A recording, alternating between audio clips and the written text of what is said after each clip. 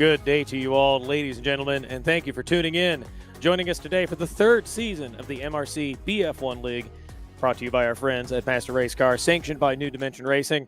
I'm a little bit under the weather. Apologize for the raspy nature of my voice, but I would not miss the thrills, the drama of Grand Prix racing, the pinnacle of virtual motorsport here in Live for Speed. I'm joined once again by my friend Tom Jones. Tom, say hi.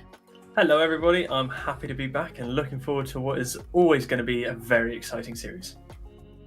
It is a very exciting series and a very exciting circuit today. Round one of the Westhill International Reversed circuit. Incredible commitment from these drivers in the background, which we will bring to you in just a moment's time. There you can see today, round one, the Grand Prix of West England at the Westhill International Reversed circuit. Starting the race in about 20 minutes or so after the Q3 session is finished, which is going to start in the background in just a few moments. Round two will be the Grand Prix of London Borough on South City Reversed circuit. Then we will have a custom layout for round three, the Grand Prix of Singapore. That'll be an adaptation, the full Grand Prix circuit that some of you have seen in the MRC E-Challenge series. And then we will have the Grand Prix of England at Aston 5 Reversed, and we will conclude the season round 5, the Grand Prix of Japan at Kyoto 3 Reversed. Tom, these cars, we'll recall from a year ago and the season before that, require incredible commitment, because there you can see we're using the BMW Sauber F1.06 machine. It has a 2.4-liter V8 mid-engine, screams all the way up to 19,000 RPM, 720 brake horsepower at a mere 1,169 pounds, 530 kilograms for those of you metrically inclined. Tom, incredibly difficult to get the most out of this car. Yeah, definitely. I know you had a little bit of practice earlier and you really struggled, and I haven't even bothered trying. I just know I doubt I'll get out the pit lane with it. Yeah, I found on a race setup that my pace was okay. I felt pretty badly about it until Gabor shared some words of encouragement for a few drivers in the server. But my qualifying pace, nowhere near the benchmark that Gabor has set in the background. We'll leave that to tease everyone for a moment. There you can see the configuration today. Westhill International Reversed, very difficult turn 1, braking while turning into turn 2. Fast chicane at 3 and 4, tricky off-camber, weird curbs in turns of 5 and 7, and then this very long straightaway, full commitment in turn 8 into this chicane going the wrong direction, and then threading the needle inch perfect through turns 11, 12, and 13 before finishing the lap through a wide sweeping at turn 14, down the hill and over the start-finish line. More so than any other circuit in Live for Speed, I think this one rewards consistency, obviously, but maximum commitment and inch perfect perfection. It was a bit redundant there, Tom. Perfect perfection. I'm conscious of my voice and my diction is suffering. It's okay, Travis. It's always good to hear your voice, and it's always entertaining to watch the wonderful things you put together. Yeah, thanks very much. We got about 1 minute to go before we start Q3, which we will show on the stream in just a moment. We have 15 drivers who will be racing today. So far, the fastest in the background will be Gabor. Gabor setting a 24.07, minute 24.07 for his Q2 lap. That is a mere 2.5 tenths, I think, about 3 tenths, Tom, off the world record time. So Gabor showing everyone how it's done. Not far behind him is Zdravko Topunjak, only 2 tenths back, but all of these drivers pushing as hard as they can to just keep up with the champion. And there you can see on the screen the Q2 results. Gabor 24.07, as I said, not far behind him, only 2 tenths. Zdravko Topunjak, one of the people that we expect will be able to challenge Gabor, or at least the most likely to be able to challenge Gabor for the championship in this third season. Out Durzic, who will be the recipient of a 10-place grid penalty when we finally get the race under the way. He confirmed too late past the deadline. So wherever he qualifies, he will then lose 10 spots from there.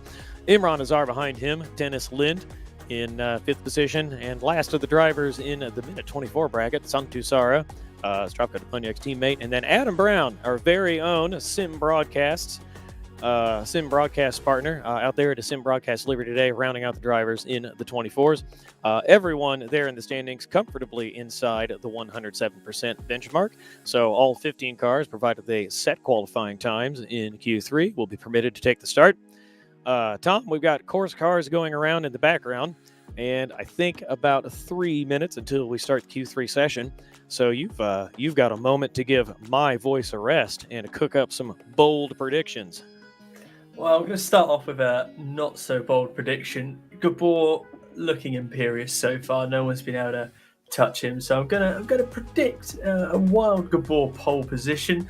The way things are going, I'm actually going to be even spicier and say he's going to get into the 23s. I reckon he's doing very well. He's doing very quick, but of course it is that final session. So whether he puts a good banker on the line and then really sends it out there for that sub 24, we'll have to see. But I reckon Gabor on pole, and then I reckon Stravko will lock out the front row of him, and then after that it's all very close. So I think it could be anyone's guess. But as we've seen a lot of the practice here.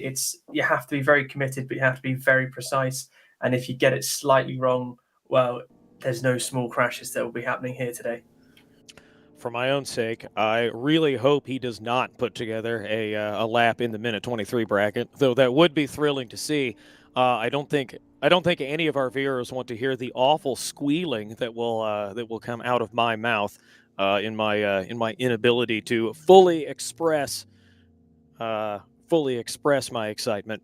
But I do agree with you. That would be a sight to see. It does seem like it could be possible. Because he has been so strong in the previous season and then in practice and in the first two qualifying sessions today. Zdravko Deponiak, Tom, looking strong in Q2, up there, not too far behind Gabor. We've seen him make little mistakes here and there that cost his campaign, but recall that he was runner-up by a mere 2.5 seconds in the first season. Was closing Alexa Lamerto in the waning laps, needed to take fastest laps in order to tie on points and take the championship, and came up a little bit short. Do you think he can challenge Gabor?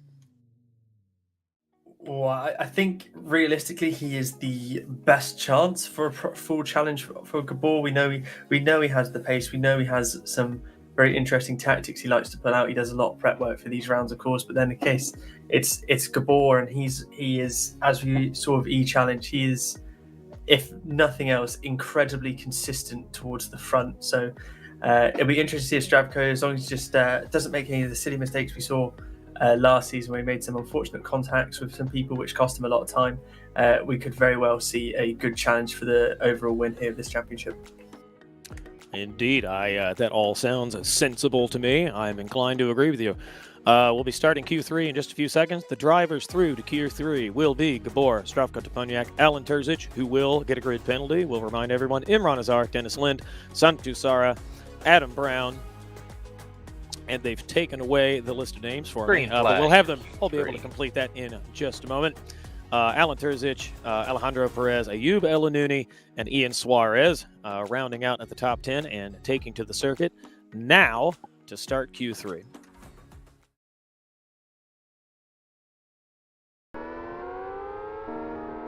Tom, it looks like our friend Adam Brown got the jump on everyone. It was the first one out of pit lane, so he will benefit from having clean air on the first run out of the pit lane. Actually, just got a correction in my ear. I completely missed Santu Sara going through. There he goes in the background, and now in the foreground with Adam Brown behind him. So Santu Sara, Fragmaster driver, Zdravko Deponiak's teammate, out with plenty of clean air. Adam Brown leaving space behind him. This is where it gets tricky. There isn't that much time to set a lap. Everybody wants to get out there and have as much time as they possibly can in order to put in a banker and then find a little space for a flyer to get as close as they can to pole position. But you lose a lot of time kind of working the line to give yourself some space, Tom. Yeah, indeed. I think there's the three or four at the front. Adam and the two cars right behind him are quite close, but Gabor seems to have got himself quite a nice gap here. So, and a few of the others who are going slightly slower off the start have got a bit more space available to them. But of course, then you're limiting how many laps you're going to be able to put in the time available. So it's always an interesting one with the qualifying jostle. But yeah, it's going to be good. Indeed, and first of these drivers winding up to start a flying lap will be Santusara coming through turn 14 now. Down the hill, across the line, here we can see looking over his left shoulder, 310 kilometers an hour across the line. He'll bring the car over to the left, or not to the left. He stays narrow. So narrow on the brakes, doesn't go all the way out over the curbing. The rear of the car wanted to get away from him as he gets into the traction control, coming out wide on the left side of the circuit. Now, this very challenging first chicane, he'll want to dab the brakes, pitch the car in fourth gear. He stays in fifth, just misses the tires on the left, hard on the brake. Down to third gear, rear of the car wanting to snake away when the downforce comes off on the brakes, up over the curbing here to get the car to turn in the throttle as early as possible. Difficult because the track washes away and the rear of the car wants to slide into the grass. And now, maximum commitment, the first of these moments of maximum commitment on the lap. Full throttle in seventh gear, down a couple gears on the brakes, down to third over this curbing. Again, without the downforce, the rear of the car wanted to slide away. And now, this is where it's challenging. Almost full throttle or just lifting in here. Difficult to keep the car planted when you touch the curb on the inside because it upsets it over the grass, but manages to keep it between the lines. Full throttle through the right-hander, and now here, he wants to thread the needle, inch perfect, down one gear, just touch the curb on the right. Rear of the car slides away and up over the grass. Unfortunately, Santusara, is going to slide into the barrier there. Recall, we're going the wrong direction around this circuit, so car hits the barrier and then swings back on the circuit. Dennis Lind has done the same in front of Gabor and managed to spectate. Gabor coming through now down the hill. Gabor will be the second to set a time after Adam Brown. Gabor goes.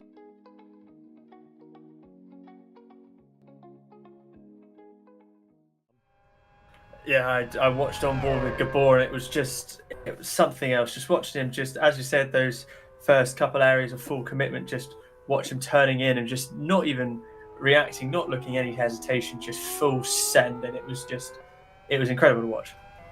Yeah, and unfortunately, we got to see what happens when it goes wrong. If you just miss Santusara touching the curb on the inside and carrying a little bit too much speed in the corner, rear of the car gets upset, slides over to the left side and over the curb, and game over. During the race, that will be a safety car, without a doubt.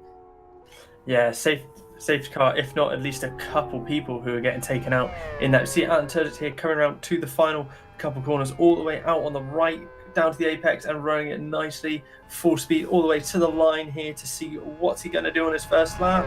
And the line was a long way down there. No, sorry, I think he's starting a lap actually. Sorry, that was the end of his out lap, starting lap.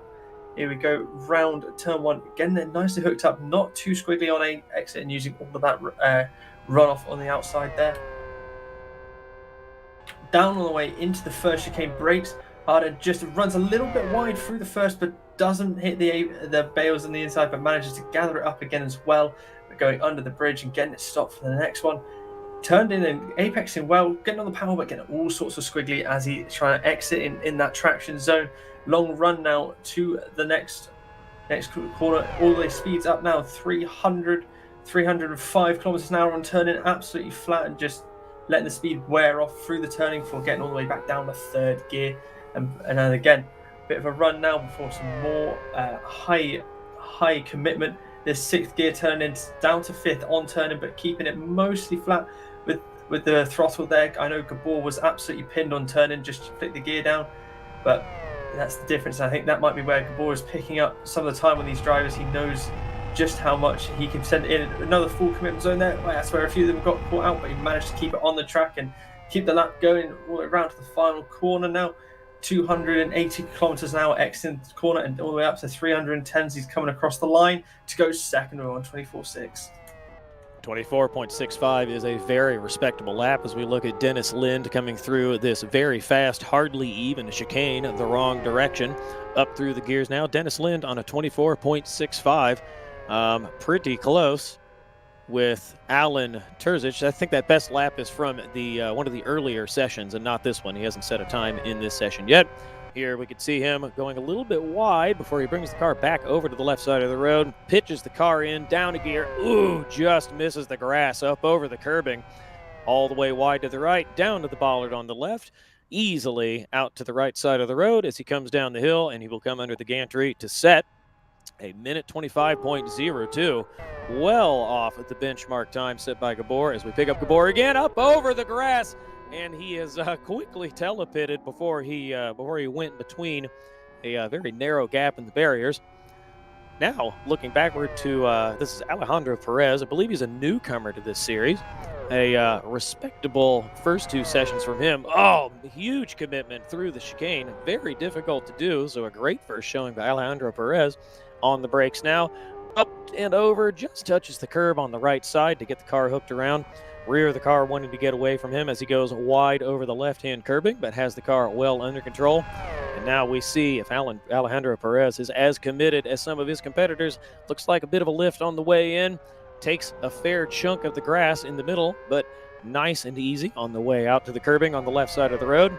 And now he tries Perez to hook the car up through here, a little bit wide of the curb, up and over the grass, and unfortunately the right rear, when it catches the grass like that, it wants to pitch the car around.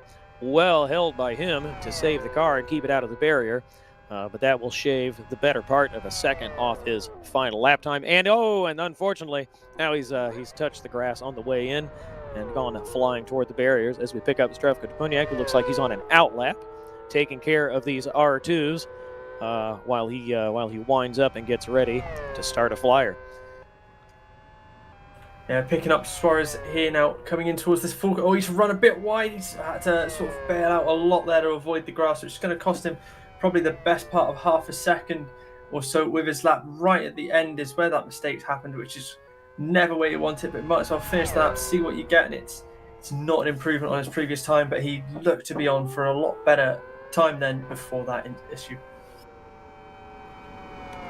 So now we've picked up our friend Zdravko Duponiak, who is coming around now. Will be starting a lap shortly. We're now looking back to Alan Terzic, who is on a flying lap. Don't see his split time at the moment, but Alan Terzic has been very quick indeed in the opening sessions. Looks like he's a little bit wide of the apex there. Manages to keep it tight on the curbing.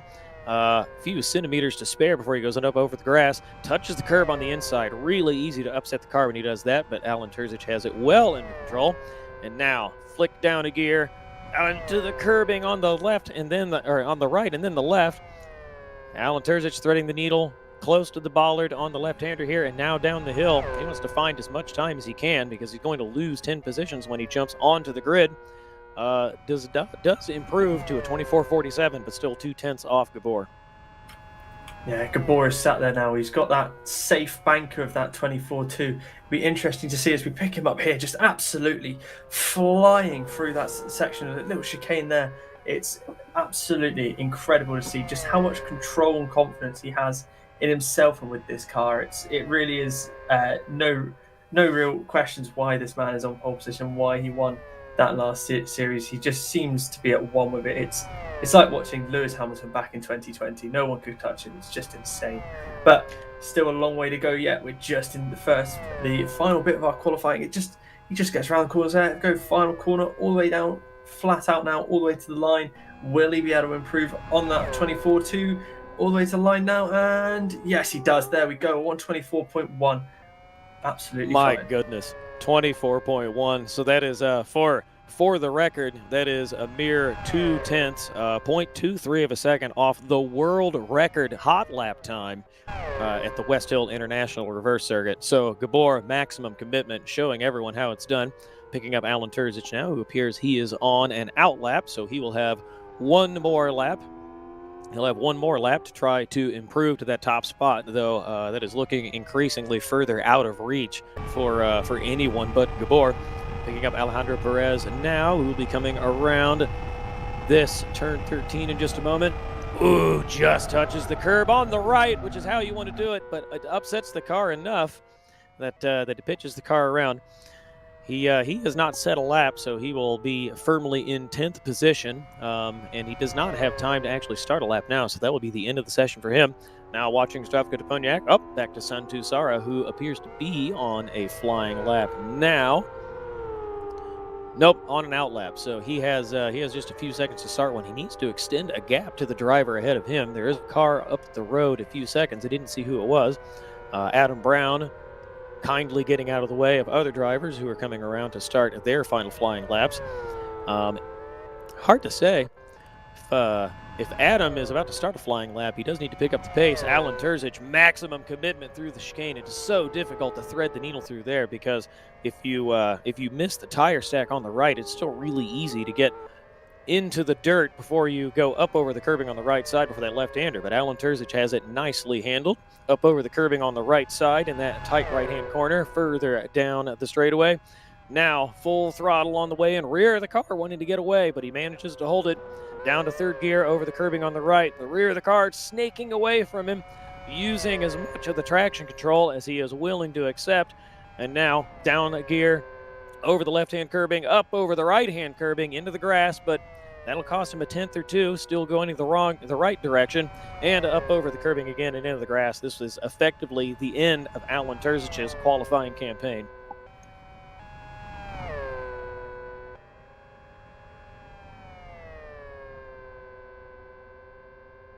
There you go. See Alan Terzic crossing the line there. Swap to Dennis Lind now, going through these very high commitment corners, getting it right and keeping well within the lines, not wanting to risk it with going off. He's down in 6th place currently on a 25.02. Let's see if he's got... Oh, I know, he's just run a little bit wide. Didn't quite have enough in there. That's going to be the end of his qualifying, all the way now onto the grass and into the wall. And that's not going to do well for his qualifying. So swap back to Adam Brown now, following in to that final section, just as we saw Dennis getting the car hooked in well. Oh, he's got caught out as well, just a little bit too much. And I think Ayub just up the road made the same mistake. Yeah, I think it did. That is all she wrote for qualifying 3, I believe. Yeah, that is an unceremonious end to qualifying 3. We watched 3 or 4 drivers in a row all dip a wheel on the exit of turn 13 and then go pirouetting toward the barriers or back onto the circuit. There you can see qualifying results. Gabor, the champion, in position 1, carrying number 1 on that team side of machine with a 24.11. Again, only about 2/10 off the world record hot lap time. 3/10, almost 4/10 clear of him. Alan Terzic, who will be dropped to 12th position on the grid. Zdravko Deponiak rounding out the top 3 with a 24.52, followed by Imran Azar, very, very strong in the MRCE challenge. They're in 4th position. Santu Zara, Zdravko Deponiak's teammate, in 5th. Dennis Lint will start 6th. Adam Brown, a 25.16, not too far off the times he was doing in practice. A respectable 25.16 from our friend and teammate Adam. Ayub Elanouni, race winner in this series in the past, will start 8th, and then Ian Suarez will start in 9th position. And in just a moment, we will get the full grid, the full 15 cars that we will see on the grid for the race.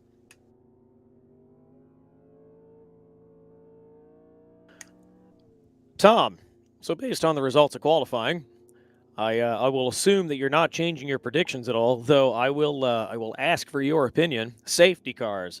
Everyone in practice and in the earlier qualifying sessions, a little bit more conservative testing race sets. So I don't think anyone will be quite as committed through turn 13. But if it happens anywhere, I'm inclined to think that turn 13 could be the source of a safety car at any point in the race, because if you go off there, it goes wrong badly.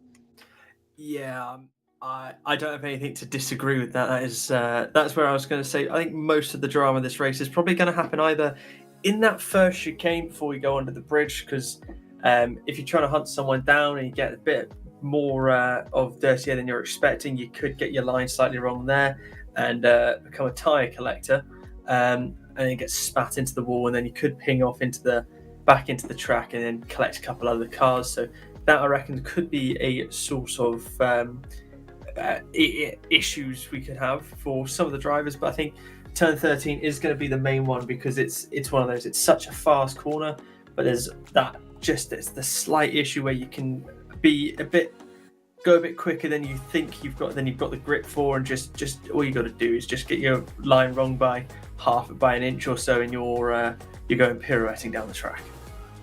Indeed, which we saw a few drivers demonstrate at the end of the Q3 session.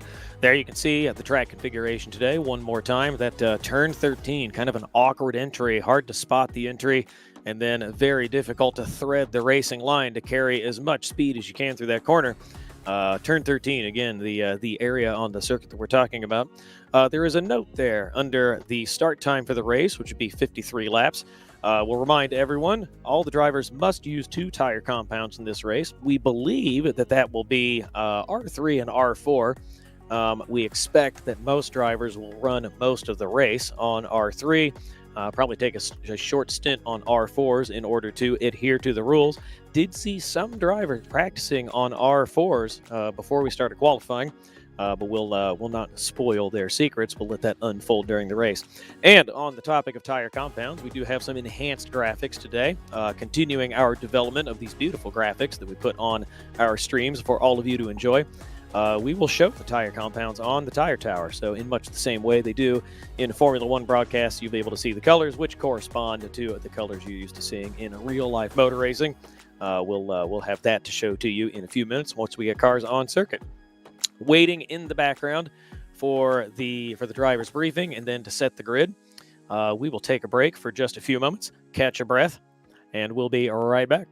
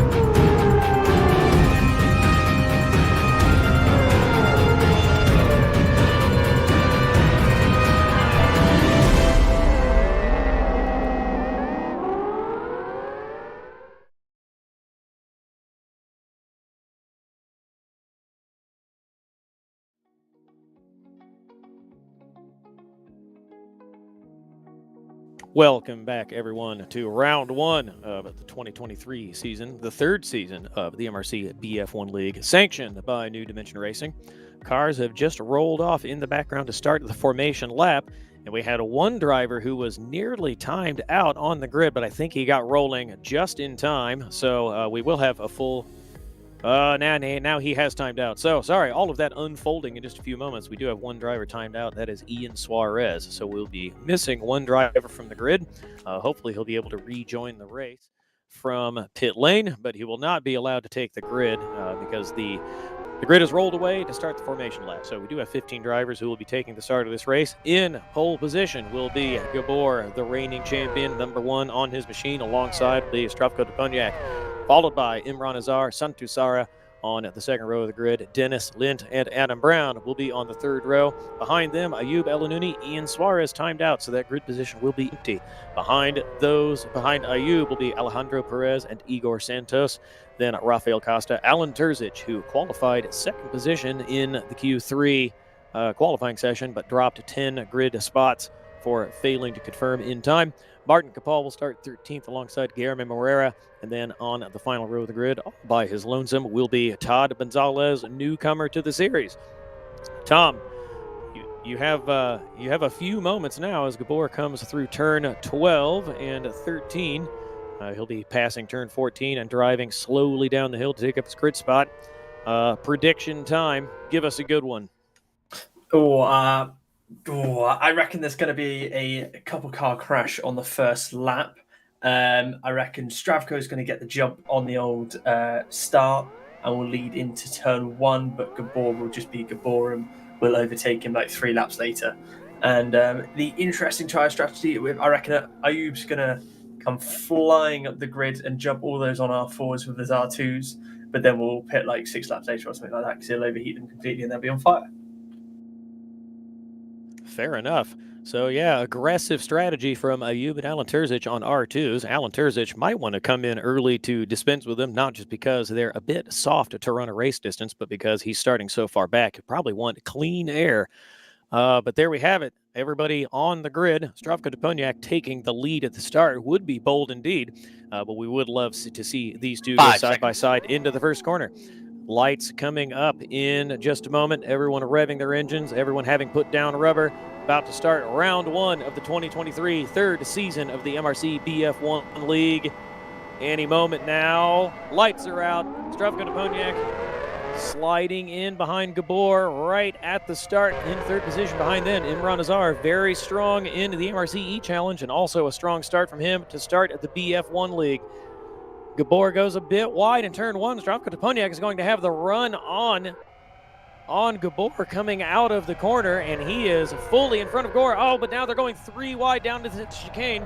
Tom, I don't think this is going to end well, possibly in tears. Side by side through the chicane. Somehow Gabor and Imran Azar, sorry, not Imran Azar, that is Dennis Lind, who has gone all the way up to the lead. Somehow 3 wide managed to avoid a collision into the chicane, and everyone through safely. Adam Brown has had contact and fallen down the grid. But there we go. Everyone through safely, though Gabor and Stravko going to go side by side.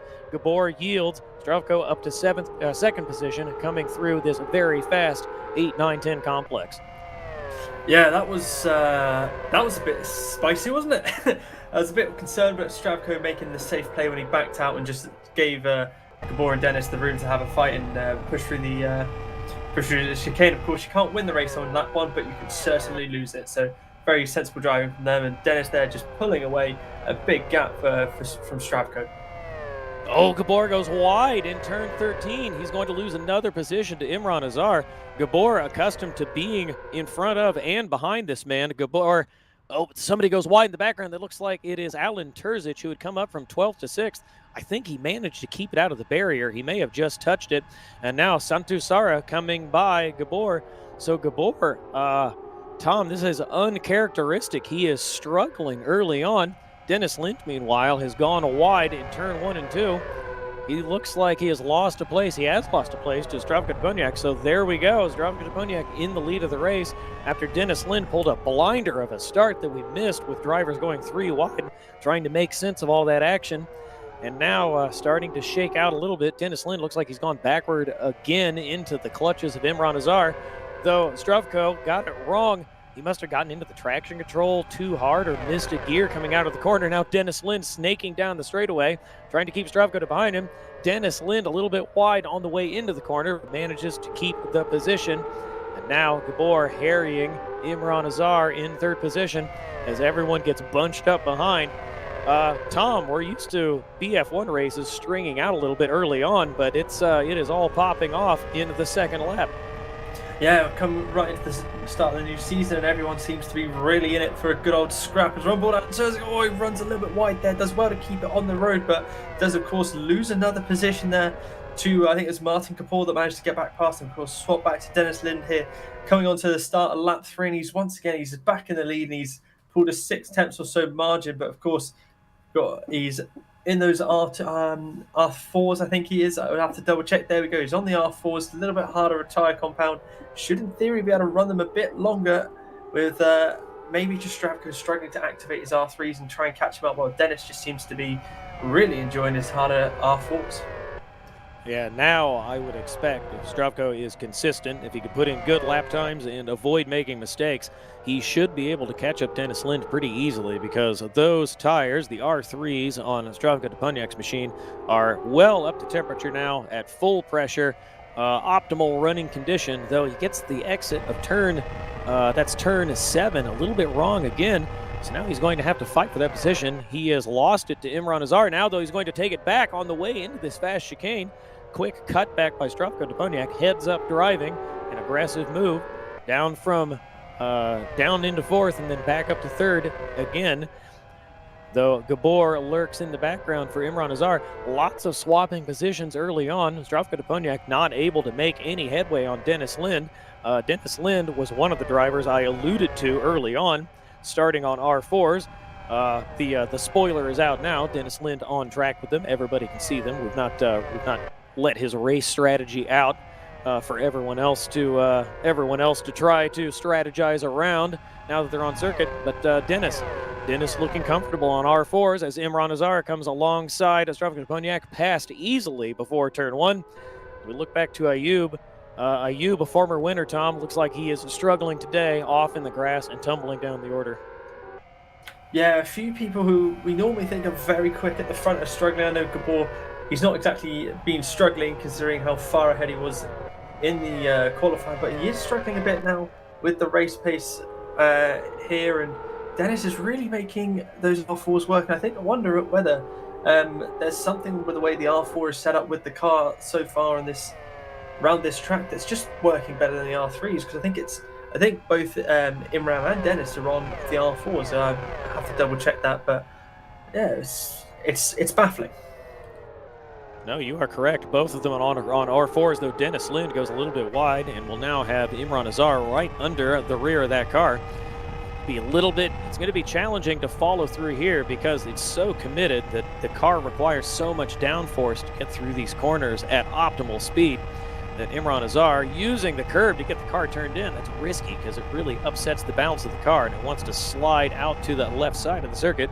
Though Imran Azar making it work, threads the needle through turn 13. Dennis Lind was just up over the curb and on the grass, well held by Dennis to come through turn 14 and then down the hill. Imran Azar in the slipstream, but not close enough to make a challenge. Yeah, as you said, Tom, these two making R4s work. Gabor goes by Stravko Duponiak in the background, though Stravko is going to fight to retake the position, which he does. Positions his car nicely in front of Gabor on the exit of the corner. Bit more conservative on the exit now, instead of going wide on the curb and struggling to put the power down. Now comfortably ahead of Gabor, his compatriot in some events. Today, a challenger. These three now, that is Rafael Costa, who's come from well down the order up to 5th position, now challenging these two for the final step on the podium. Yeah, Costa, we saw him, he started off last BF1 season and he did a lot of improvements and went through, so it's good to see him right here at the cusp of the top 5 as Gabor goes for the move up the inside, and Stravko quite sensibly lets it happen, doesn't fight too hard for it. Costa looking in the background, trying to pick up the scraps and gets a bit of a nicer exit than Stravko is going side by side. I think they might have made a little bit of contact there, but quite right, he decides to back out and not try and force the issue in that moment. We've still got a long way to go ahead. Yeah, so we talked about tires, and I'm looking at Dennis Lind and Imran Azar up at the front. Speaking of tires, further back, Alan Terzic struggling badly on his R2s, so I think he will want to dispose of those very soon. These two, one of the things that we enjoy about Lift for Speed is Imran Azar is now firmly in the slipstream. Dennis Lind snaking across the circuit to defend that position. Imran Azar easily through into the lead, though Dennis Lind has a look up the inside late on the brakes while turning. That's hard to do. Dennis Lind just avoids making contact with Imran Azar. And now Imran Azar, the MRC E-Challenge master, is in the lead of a BF1 race. I was saying, as we look further back at the Stravko, now having to deal with Rafael Costa in the background. Gabor a little bit further up the road, got about a second on Stravko now. The two in front making these R4s work. One thing we enjoy about Live for Speed is being able to see the tire configuration and the temperatures. And Tom, it looks like to make these work, they have gone with very aggressive cambers on the front and rear in order to get heat on the shoulders of these tires and to keep them up to temperature so that they have some grip. That's so in my mind, I'm thinking they're probably going to start wearing out a bit quicker than you'd expect, and then you'd probably see more of an R3 lifeline from them, or am I thinking a bit too left field here? No, I think you're spot on that they've gone with an aggressive setup in order to make them work early on. But as you said, like they're a harder compound, they will last longer so that they can make them go a bit longer than they would R3s and stretch them as long as they can before they switch to R3s, where this aggressive setup will wear out the R3s a little bit faster. It might very well work out. So far, it seems to be working pretty well. We started lap 7 with Imran Azar in the lead, just a second ahead of Dennis, and Gabor is another 2.5 seconds down the road.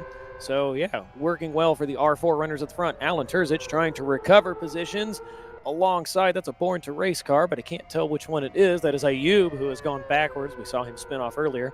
Alan Terzic trying to recover with these R2s. And is now through Ayub El-Anouni, who's having a terrible day, it must be said so far. Former winner in this series, and off to a rough start now in round 1 of the 2023 season. Yeah, both of those two started on the R2s, and I think it's been clear to see so far from the start here that is not the strategy to make. It's really hindered those drivers and really forced them back down the order. But someone who sort of snuck onto this lead pack, I'd say lead pack, it's third to 6th really is a bit of a group, and then ahead of that, Santu Sara has caught up towards the back of Costa, who was a lot closer about half a lap ago. So I don't know if he made a slight mistake and has dropped back, but he was right behind Costa, and yes, he has definitely dropped back quite a bit. But it's really good to see how close these drivers are. It's just about a second or so is the gap between these guys, and then there's the two R4s at the front who are just streaking away, it has to be said. Imran Razar has just got the bit between his teeth and is just running away with it. Yeah, Imran Azar indeed is running away with it. Has done a mighty lap, a 26.5 on these R4s. So we look to Adam Brown, who has been into the barrier. It looks to have been straight on, judging by the nose of that car. Santu Sara is in the pits in the background, now driving away.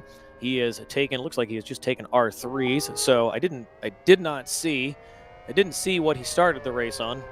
Hearing in our ear that he has swapped compounds, Santu Sara R4 to R3, and the other way around for Adam Brown. So both of them have made their compulsory tire compound changes. Speaking of, here we go, Dennis Lind. I was about to say his name, just switch to him. He is falling back from Imran Azar. But as you said, Tom, a moment ago, these two are flying away from Gabor behind them. Yeah, they might not have got the qualifying quite right. They might, but they've absolutely nailed the start, and they're doing a great job. But of course, Dennis Lind dropping back. I think he's losing the heat in those tyres, where Imran Azar just seems to be keeping them absolutely alive, and as a result is setting the timing tower alight with his laps at the minute. Speaking of, he's coming across the line now. We can see him further up the road in the distance from Dennis Lind. Dennis Lind crossing now.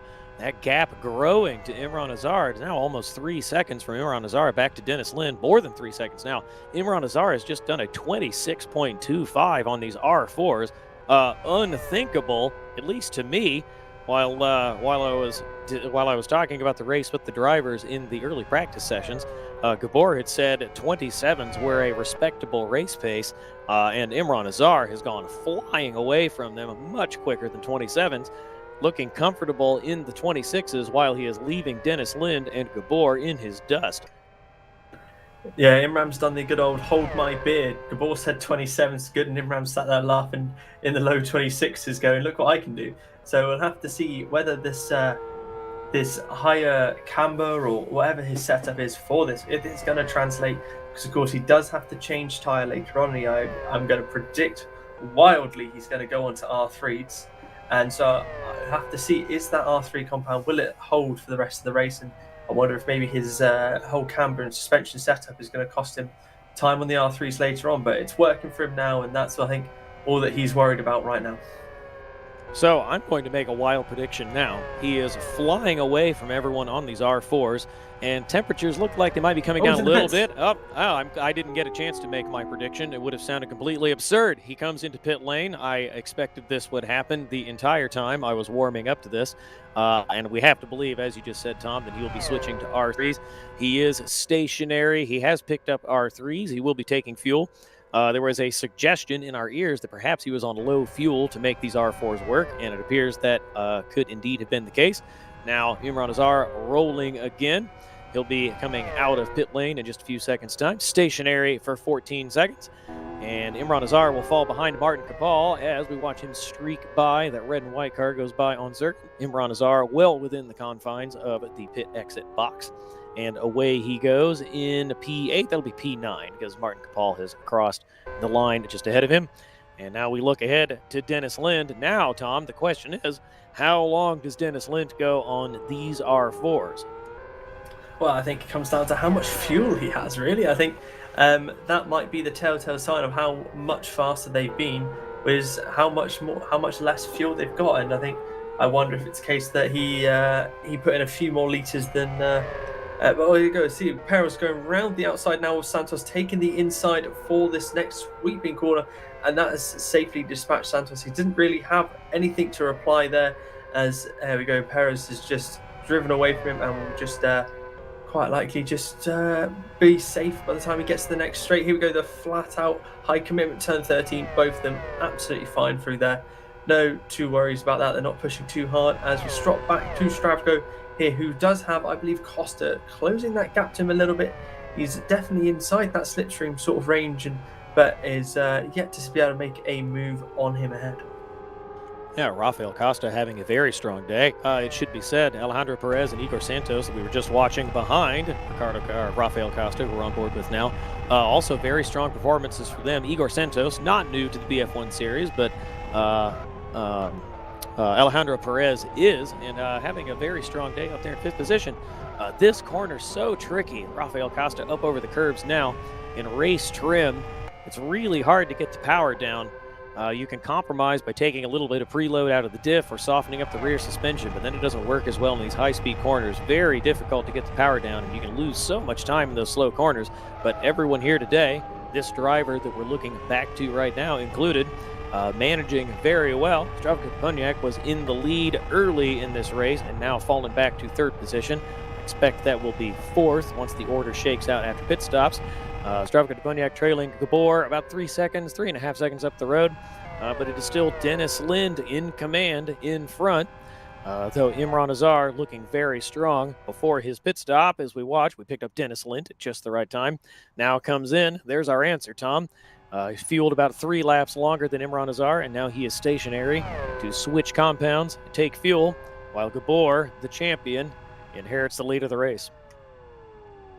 Yeah, it's now the Gabor show sort of thing. We need to see how much of a gap he can build in this, with this time now. He's not got the pit stop. And of course, we have to take into account as well, he's going to have less fuel to put in when it comes to his stop as well, with these guys driving around with a lot less fuel. So they really need to make it count. They had that sort of, I think it was about 6 or 7 second buffer as Imran Azar has come sweeping around the outside of Dennis Lind into turn 1 there. So Dennis did manage to make a good gain on him there, but it hasn't really been able to fully capitalize on running with a slightly longer fuel. Rafael Costa has gotten by Zdravko Punyak, though Zdravko is going to take the inside line into this fast chicane. Ooh, a little bit wide over the left-hander in the middle, but manages to collect the rear of that car and point it the right direction. Though now he has mirrors full of Rafael Costa. Both of these two, a spirited defense of this position. They have swapped back and forth a couple times now. Rafael Costa will now have the dirty air coming into this turn 12. So tricky, but even more difficult now is this turn 13. Looking down on the top of this Fragmaster machine now. Zdravko Duponiak threading the needle just over the white line on the inside. Plenty of respect to the grass on the opposite side of the curb on the outside of turn 13. And now through turn 14, though, Rafael Costa appears he has a sniff, not a big sniff. This isn't a sniff. This is a huge draw of the slipstream. It is easily by Zdravko Duponiak going into turn 1. This will be good for second position on the road, though these three drivers, Gabor ahead of them about 6 seconds, and these two yet to stop. Meanwhile, Alejandro Perez has caught up to this pack, Tom.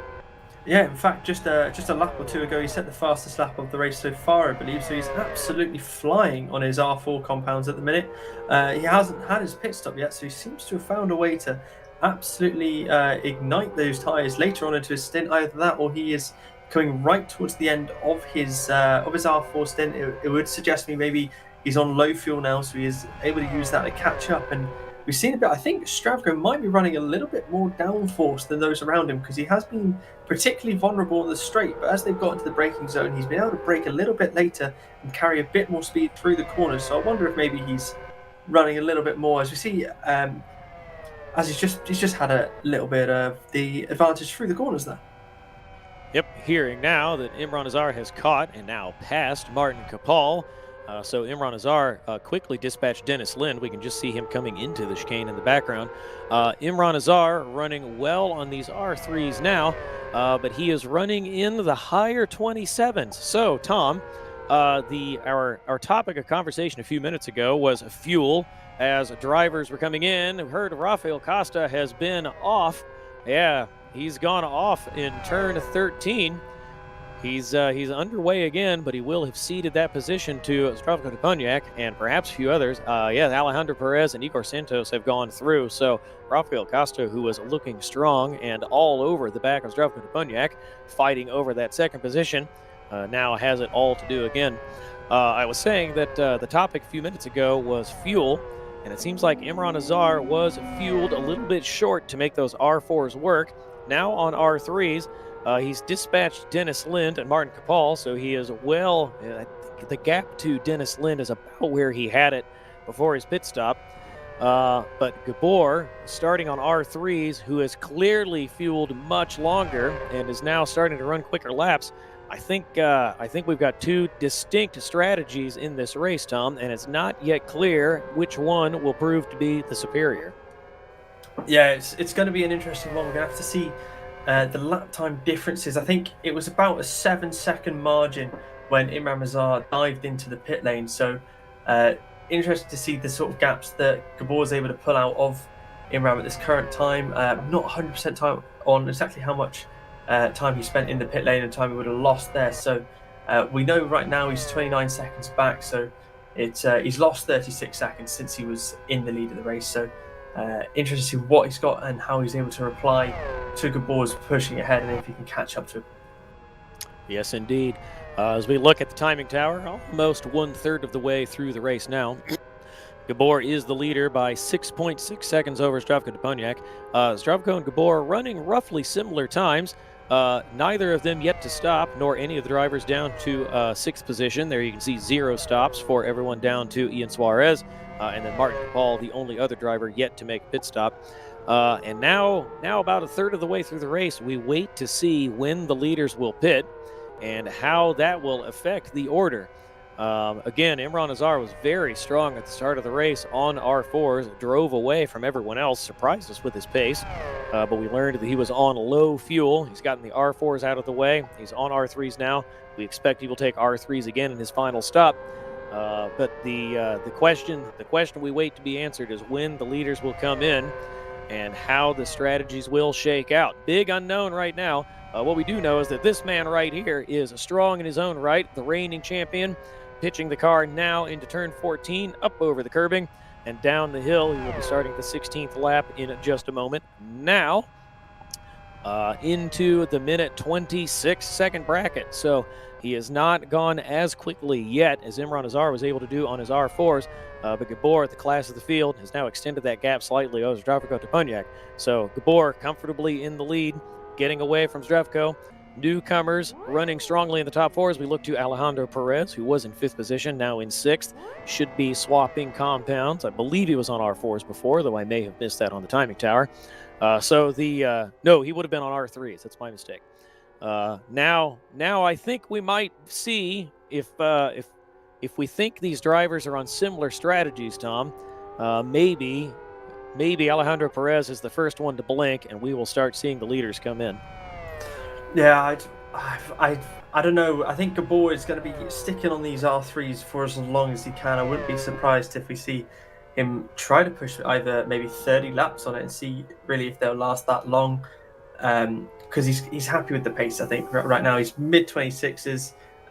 He said, though he did say 27 was a respectable time, so that also does imply that he is possibly running a bit lower on the fuel now. Might see him in maybe pit inside the next sort of 5 laps or so. We'll have to see. Yeah, though the tires might make it that long, the fuel wouldn't. Based on my own testing, and I was not close to the quickest drivers, even on race pace. I think the fuel would only go 21 or 22 laps. So now Gabor has just started lap 17. I think we can expect him in. Well, he certainly can't go 5 more laps. So seems like Gabor may have gone with a full fuel load to start, or if not full, then very near it. As we watch Imran Azar, the rear of the car wanting to get away. It's so hard to thread the needle through the racing line there. You have to get it inch perfect and use all of the downforce. And if you get it a little bit wrong, the rear of the car wants to step away. Looking at Dennis Lind now, trying to chase down Imran Azar. These two fighting for the lead of the race early on. And now Dennis Lind about 3-4 seconds back of Imran Azar, who we expect might be able to retake the lead of the race. But we wait to see where Gabor, Zdravko, Igor Santos cycle out when they take their pit stops, which should be in no more than 3 or 4 laps time. The order as it runs right now on lap 17, Gabor, the reigning champion in P1, Zdravko Toponiak in a P2, Igor Santos in a very respectable 3rd. In 4th, Rafael Costa, respectable himself there at 4th position. Ian Suarez in 5th, Imran Azar in 6th. Dennis Lind in 7th position, made a blinder of a start from 4th on the grid and into 1st. Though Dennis Lind is about to be demoted to 8th position, Martin Capal suddenly inspired. Dennis is going to try to take the inside line. That was a very brave and late dive. Martin Capal wise to back out of it and not go side by side through the middle of the chicane. Dennis, I think, caught napping there, Tom. He had Martin Capal in the slipstream. Martin Capal had it done, and then Dennis Lind, no stranger to a fight on circuit, decides to take it right back. Yeah, I don't think Martin Capal was quite expecting Dennis to be in the position there to make the move as he Costa's diving in the pits. Now I think he's going to be doing his change, either maybe just fuel or maybe tyres. I think that was a quick stop. I think maybe just fuel on that one. We'll have to find out shortly. Yeah, I'm hearing my ear, just fuel on that one. But with Gabor, I think he must be close to going towards the end of his stint. He did last lap. He did a 26.1.1. The lap before he was a 26.1.15. 26.15, sorry. He's absolutely flying at the minute, and so I'm sure must be right towards the end of his stint now. I'd expect him in the pits sort of either this lap, next lap maybe, unless he's just doing Gabor things and flying.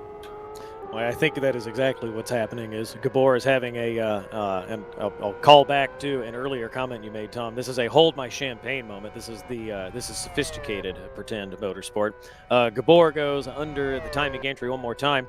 As you said, he's been running low 26s. He's now done the fastest lap of the race with a 26.11, I believe. Shows purple on the tracker, though I didn't see it in Live for Speed. So whether it was the fastest or not, it is far quicker than anyone else behind him. Zdravko Toponiak, the next quickest driver, half a second slower that lap than Gabor. So Gabor, very comfortable now at the very end of this fuel load. So we do expect him in just a few moments. Imran Azar has been running strongly behind. His last lap, actually, he came across the line after I mentioned it, was only a 10th slower than Gabor. So Imran Azar strong. He would have been slower on a heavy fuel load when he took those R3s, though looking like it will be pretty close when Gabor comes out of pit lane. Martin Capal fighting once again with Dennis Lind. Martin Capal looks like he's done that on the outside of turn 1, which is a bold move indeed. Dennis Lind will have to get a good exit out of turn 7 and try to carry speed in the slipstream down the back straightaway to retake this position. Dennis looking strong early, might be struggling a bit now, Tom. Yeah, I wonder if it was a case of the aggressive camber setup he had for those R4s. It just isn't gelling with the R3s, which is why he's struggling now to get through Martin Kapoor, who hasn't done his pit stop yet, I believe. So realistically, Martin is 20 to 30 seconds behind Dennis, but on track he's providing quite a challenge. And there we can see the fastest lap of the race by Gabor. He has now done a 25.97, so very quick indeed. We'll look to see whether Imran Azar can match that time, beat it, or if he can get even close. Still up in the air how Gabor will cycle out when he does take his pit stop, which we expect to be this lap or sometime in the next one or two. Ian Suarez has now come in from fourth position. Igor Santos will go through to take third. Ian Suarez should cycle out behind Imran Azar, who is coming across the line in just a moment. We can hear it there. We can see him streaking by. So Ian Suarez has gone basically the full distance you can, or near the full distance you can on a fuel load. So I would expect that Gabor is in this lap, and we will have our questions answered whether Gabor, making those R3s go an entire stint with a full load of fuel, is able to retain the lead ahead of Imran Azar. One thing I've noticed, Tom, watching Gabor and a few other drivers, is that these R3s, we noticed one driver, and I've now forgotten which one, I believe it was Rafael Costa, didn't take tires. These R3s can go to maybe almost 2 full loads of fuel. Yeah, it's going to be an interesting one to find out, because it's really going to save them time in the initial pit stop cycle, and then reduce the time they have to spend on the other tires. I think it's about 5. Oh my God, Gabor, he's absolutely flying. He's just done a 25.68, so he's going around again. And I'm going to come out and say he's going to come cycling back out after this pit stop and be in the lead of the race overall. He's pulled 11 seconds on Stravko, and he's pulling 1.5 to 2 seconds on Imram every lap. So I'm fully confident in Gabor coming back out, cycling out into the lead of the race. And I think it's just been another case that he knows what he's doing, and it's going to be a strong performance at the front from him. And I think it's going to be a challenge to try and claw him back in. Someone has to have a plan up their sleeves, and they need to enact it sooner rather than later. And Imran Azar, though, he was the wizard of the MRCE challenge, conserving energy and then springing it on his competitors very late. He does not have the luxury of a reserve of power that he can save to the end of a stint. He has to use all of it during the entire course of a race run. And as you said, Gabor looking like he has the edge on everyone else. Imran Azar's previous lap was a 27.58, virtual safety car. Full 2 seconds slower than Gabor, though there's a VSC now. Gabor got the VSC. Oh, Gabor's not coming in. VSC in 5, 4. There's 3, a VSC, 2, Tom, and Gabor 1. has just gone past pit lane. And Imran Azar is going to get a free pit stop. Look at Adam Brown's car. It's absolutely smashed up. It's the wheels are barely even in the same postcode. They're all over the place. And I think Stravko is going to take full advantage. Yes, he is. Into the pits he goes. Stravko is going to get this free stop. I think it's going to cost him maybe half the time, quarter of a time, if that. So really putting the opportunity back in. I think this might have been a mistake from Gabor to not take this. He had the time to jump in the pits. He knew it was coming. So I think he's maybe made a little mistake there. And I did set, I think, fastest lap again with that last lap. Yeah, so the complexion of the race changes. Gabor trundling around and now through the chicane as we watch this badly beaten machine of Adam Brown. We didn't see where he went off, but wherever he did it, it was big indeed. That car crabbing badly. I think he will be retiring from this race. He can barely keep it pointed in one direction, though he could repair. All drivers stand which by we for might see green him do. VSC is stopping. Gabor is coming into the turn 6-7 complex now. Adam Brown straight into the garage. So I think that will be all for Adam. Zdravko Deponiak has gotten a free pit stop while everyone was trundling around on circuit. What we did not see was if Imran Azar came in. We will need to check on that. So Gabor in the lead. has given away a pit stop to his competitors. Here we can see these 4 drivers running a line astern, a train behind Zdravko Deponiak, then Igor Santos, Imran Azar, and that is Alejandro Perez, he's not a lap down, so we're waiting for the timing to cycle here. He's gone through on the outside of turn 1. Well done to take the position from Rafael Costa. And now we can see there is an incident involving cars 8 and 10. Car number 10 is Igor Santos. So didn't see exactly how they came together, but they did come together in a big way. Igor Santos still running. Adam coming out the worst. And Gabor still running, Tom. I was looking at Adam. You are Tom. Tom, Gabor, still out on circuit, chooses not to pit. Yeah, the man seems to have figured out exactly what he's going to be doing, saving fuel. And I think your fuel predictions might be slightly off because he seems to have so much fuel available and he's got so much pace still. He just isn't stopping. We're going to be finding out now shortly. Must be pitting soon. It's just absolutely flying through that chicane. The car is just so hooked up underneath him and he has so much confidence in what he's doing here. It's impressive to watch, and he's surely every lap we're going to seem to be saying this. He's got to be coming in soon. He doesn't seem to have any fuel left with how light and how fast that car is just moving. Yeah, I made a miscalculation, or I was not as judicious with the throttle as Gabor is, and able to save a couple extra laps of fuel. I have to believe he is in soon. That, or I haven't looked at chat yet. It is entirely possible that people who know better than I do will be shouting that he can go much longer on fuel. But either way, it remains to be seen how long Gabor will stay out. He did pass on a free pit stop, but he must believe that he can gain more time by being out on circuit than he could have by coming in and taking on a full load of fuel. He is now 25 seconds clear of Zdravko Deponiak. Imran Azar is up to 3rd position now, almost 45 seconds behind Gabor. A full service is about 14 or 15 seconds stationary, and it does not take 30 seconds to go all the way down to the length of pit lane. So I think now, Tom, whenever Gabor does stop, especially if he continues to stretch the gap like he's doing now, he should be comfortably in the lead. Yeah, he's quick, and he knows he's quick, and he's just running it, isn't he? I think he might get. I think Zdravko taking full advantage of that VSC pit stop. I think he's going to be able to get the lead, or at least be right up onto Gabor and be able to pose some sort of issues. But if he's flying at the rate he's flying now, I wouldn't be too surprised if he pulls the gap big enough back to Zdravko. But then again, he's going to be pitting, and I think maybe Zdravko won't need to pit now to the end of the race. I'll have to double check if he's on the R3s or R4s. If he's on the R3s, then yes, he is going to have to pit. But if he's on the R4s, he should be able to run it all the way to the end. Yeah, I don't believe Zdravko has changed compounds yet, so he will need to expect he'll make a short stop toward the end to switch either to R2s or R4s. I had a few people laugh at me when I suggested running on R2s, but a couple drivers made it work in the early running. Looking at this man now, who is 26.8, now 27.8 seconds back. Lost a full second in the first split. So Gabor flying. Gabor is in a pit lane now, slows it down to pit lane speed on the limiter and into a box. Now we wait to see if that gap was big enough to keep Zdravko Deponiak behind. He is not changing tires. It is fuel only. Zdravko Deponiak not yet through turn 13. While Gabor is rolling, he's probably got another 10 seconds of pit lane to go. Just past halfway down now.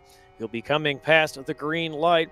Zdravko Deponiak not even under the start-finish line. Gabor comfortably into the lead, though he will have Zdravko Deponiak right behind him coming out of turns 1 and 2.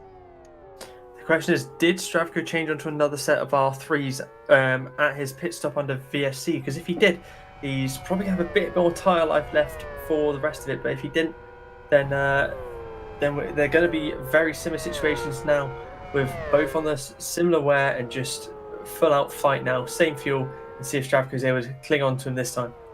Zdravko has not changed tires, so Zdravko is on the same set of R3s that he started the race on, so they are in optimal running condition right now. The temperatures are good. Gabor has taken fresh rubber, so Gabor 1 second ahead of Zdravko Deponiak now, bringing those tires up to temperature. They will be at optimal running condition in just a few more corners. The surface is looking good. Build the pressures, and Gabor will be off and running. But Zdravko Dubonyak chasing Gabor 1 second back with warm rubber, slightly less fuel. Tom, I think right now, judging by how far behind Imran Azar is, he's given up 20 seconds to Gabor with this strategy. Looking like Zdravko Dubonyak is the sole remaining challenger for Gabor. Yeah, we say that though, but I think when Gabor comes in next for his full pit stop, where he has to change his tyres, we'll see then just how much time, because then he goes onto the R4s, of course, and he's going to lose time on those as well. So it's going to be a close one. I think maybe give or take 6 seconds for the tyres, and then maybe a bit longer, say half a second a lap when he's actually on the R4s. It's going to be interesting to see how close this gets right at the end. Yeah, Zdravko needs to make these tires work now if he wants any chance of challenging Gabor. And so far, though Gabor had to come out with cold tires just a second ahead of Zdravko Dubonyak, he is making it work. That gap staying steady. Zdravko Dubonyak unable to challenge. There you can see in the upper right corner, we do have a driver of the day poll. Go to simbroadcast.tv/DOTD, short for driver of the day. Go to that URL in your web browser, cast your vote, and when we near the end of this race, we will reveal the result. Right now, looking like my driver of the day will be Gabor, Tom. Yeah, he's absolutely flying. It's difficult right now to see anyone else, although, it's hard to figure out someone else who's driver of the day. Zdravko, though, is right with him. He's kind of taking advantage of the safety car to get there, but virtual safety car, sorry. But then again, using the driving conditions and the events that happen to your advantage really is part of it. And I think he's actually starting to close the gap slightly these last couple of laps. I think he's bringing that gap down a little bit, so we might see Zdravko look to make an attack on Gabor soon. Yeah, there are a few hundredths in it as they go through each of these splits. But speaking of the times and the splits, I will draw your attention, Tom, to Imran Azar in third, who has cut that gap from 20 seconds to 17 in just the last 2 laps. So in the background, Imran Azar is flying. Alan Terzic down to 9th position. Hearing he has just spun. That is Ayub El-Anouni ahead of him. So appears he has just given up that position. The order as they run, Gabor ahead of Zdravko Dubonyak, Imran Azar closing. The top 2 well ahead of Imran Azar in third as we look here for Ayub El-Anouni, who is ahead of, that is Ian Suarez behind him. And then Rafael Costa, who was looking really strong in the early running, and Alan Terzic now having fallen back to 10th position. Alan, a challenging day. He was given a 10-place grid penalty for failing to confirm his attendance before the deadline. Qualified second quick, was demoted to 12th, was well up the order, close to the top 5, if I recall correctly, and now back down to 10th. So up from where he started. But Alan Terzic, a very talented driver in his own right, I doubt he will be very satisfied with that performance. Yeah, I think Terzic kind of got unfortunate. He tried a risky strat on the R2s. It didn't really pay off for him, and then I think he got unfortunate as well with the cars ahead of him taking full advantage of the virtual safety car to do a pit stop. And I think that's why Rafael Costa's a bit further down than we expected, because he came into the pits, and I think it was a lap or 2 later the VSC came out and had those cars ahead of him jiving for the VSC, and as a result he just wasn't able to get back in front of them. So I think one to watch, definitely Rafael Costa working his way up through the order. I think a top 5 is definitely still on for him. I know it's a bit of a ways away from him, but I think he is definitely in contention still for a top 5 finish. On a board with Gabor, who is looking quite comfortable out in front of the field behind him. Zdravko Dubonyak falling off a little bit, just a couple tenths in the last lap, though these two running very similar lap times. But in the background, Tom, Imran Azar is closing more than a second a lap. The question would be how much fuel he has on board. We'll watch Gabor go a little bit wide over the curbing there. That is dangerous, though he collects the car. Is no worse for it. Imran Azar is coming very quickly toward the front of this field. Yeah, I'm trying to remember roughly what lap he pitted on, and then we'll be able to see them roughly. But I think maybe his aim might be to say if they want to do 20, 25 laps I think it was that Gabor did. Imran really wants to look to do probably another 6 or so laps, and then he'll be in a comfortable place to go in, fill up, and be able to then attack all the way to the end from there. Whereas just heard that he did pit lap 10 originally, so he should still have plenty of fuel left available to him. And it's going to be interesting to see how his strategy works out to then attack forward. I really think he needs to stay out and use as much of his fuel up as he can. He's got the gap all the way down now to 14 seconds, so he's pulled over 8 seconds from there. Ayub El-Anouni in the pits from that was 8th or 9th position and is now in 10th position. Not the best day for Ayub, a race winner in this series after his internet connections had become a meme in the first 2 seasons. Rough day today, but still plenty of time to recover as we look to Gabor one more time. Imran Azar has cut that gap to 13.8 seconds. So Imran Azar is flying, Gabor managing his pace. Imran Azar running in the high 25s, low 26s, a full 1.5 seconds quicker each lap than Gabor. And as Tom said a few moments ago, he still has another 5 or 6 laps he could run if he's able to get the same fuel economy that Gabor did.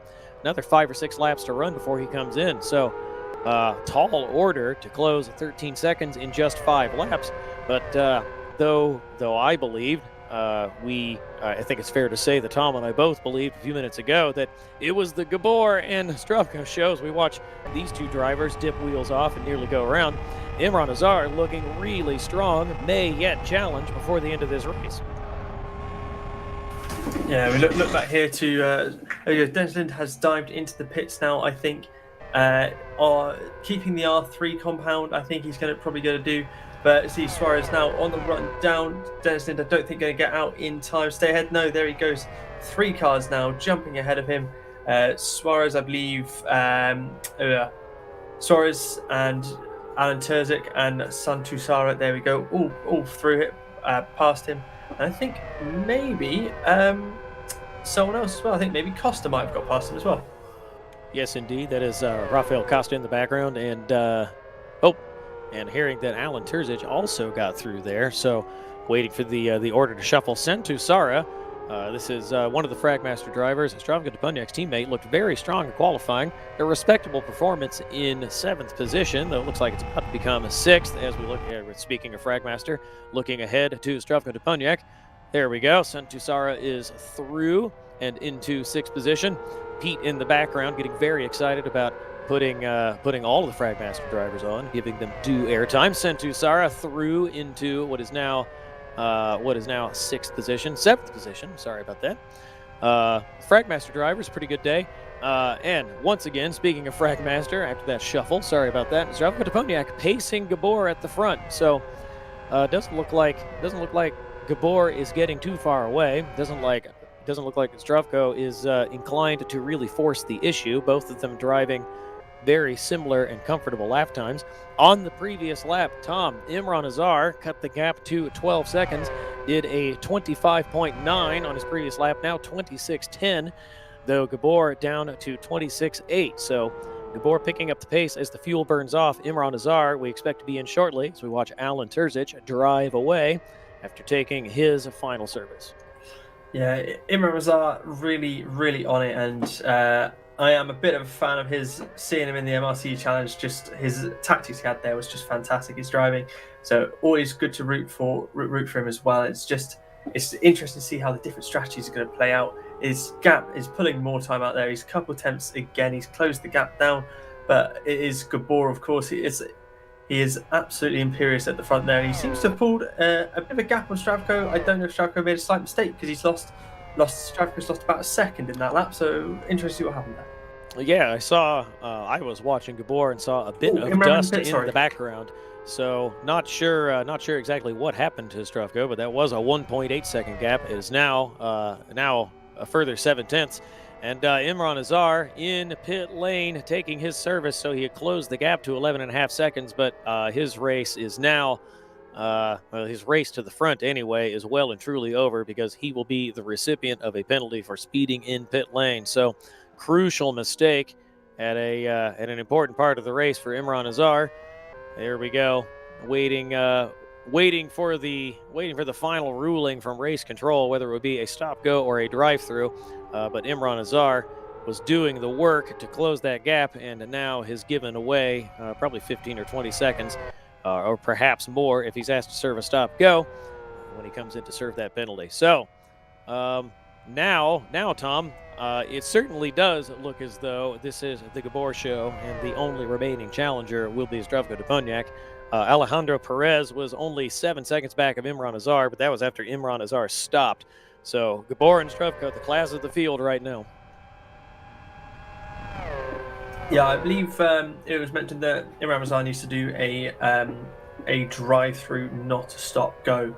So that's going to be a little bit less of a penalty for him, but once again, still not the thing he wants for moving ahead now.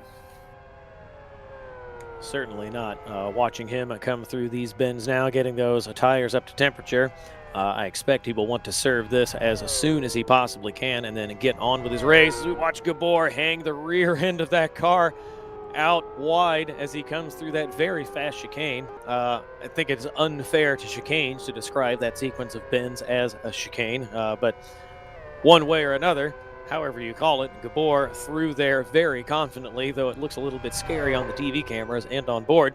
Gabor in command. Zdravko Deponiak not going away. He made a mistake on the prior lap and gave away about 0.8 of a second, but still hanging around 2.5 seconds back. Alejandro Perez is promoted to third position.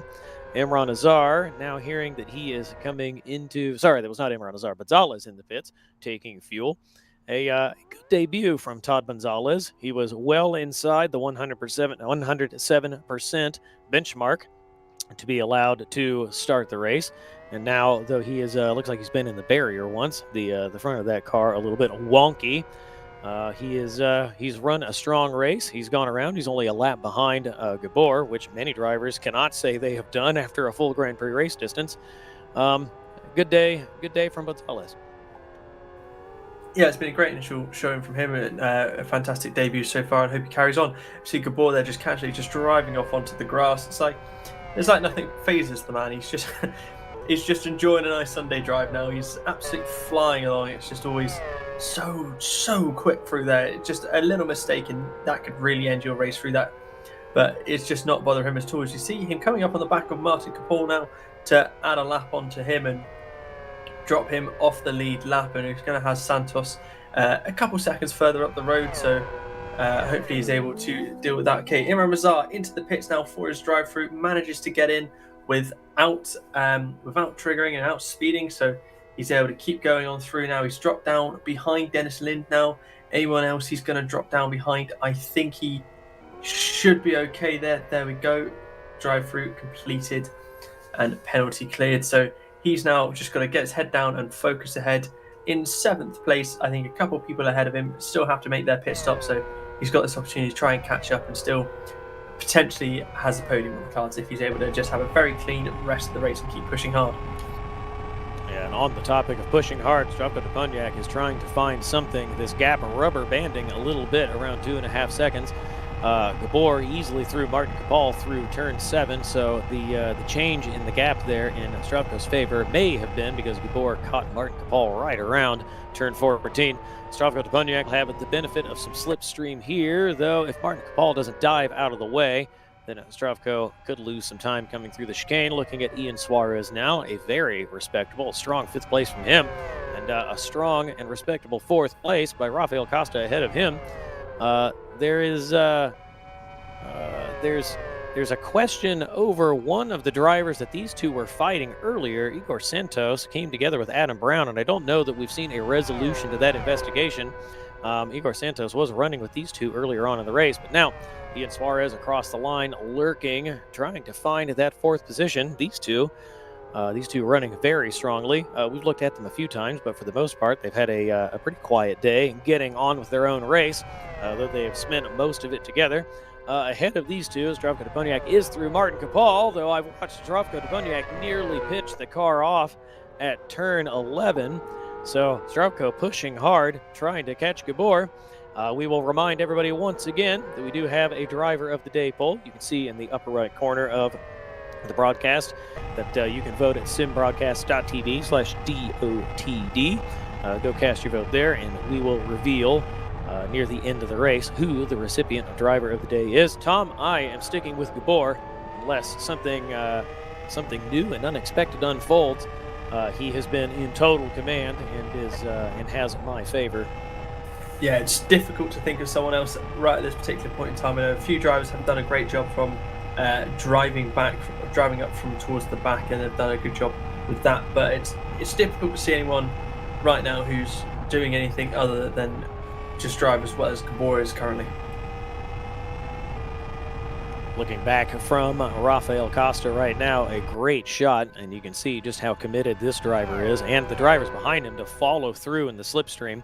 So difficult to get through those corners. 11, 12, 13, 14 less so, but 13 in particular, very difficult to get through there in the draft of another car, because this car relies so much on the downforce in order to get through the corners. At maximum speed, the car makes more than its weight in downforce. So when you don't have the air moving over those surfaces, it does compromise the performance of the car very badly. And Rafael Costa, though he is making life very difficult for Ian Suarez behind him, Ian Suarez able to manage it quite well. Further behind them, Dennis Lind, about 53 seconds back of the lead. Imran Azar is closing on him. So Imran Azar, not out of a top 5 quite yet, and I believe, Tom, correct me if I'm wrong, or somebody else may in my ear, I believe these two that we've been watching have yet to pit. So Imran Azar may yet be able to sneak a top 5. Yeah, they pitted once, Travis. I do believe they've still got to do their second pit, so there is very much that opportunity for jumping them, because, of course, Imran should be able to run to the end now. We've got 17 laps left on the board, so he does definitely have the opportunity to catch a few people ahead and jump them on the old pits. Waiting now on the topic of pit stops to see when, Rafael Costa, just as we were talking about pit stops, that's what happens if you get a wheel wrong.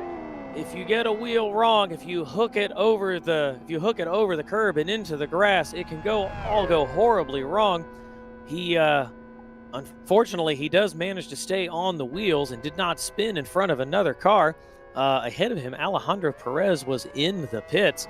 So, yeah, Alejandro Perez in the pits up to 4th position.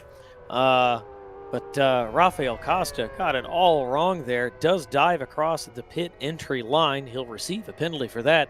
So he is able to get in and repair and take his service.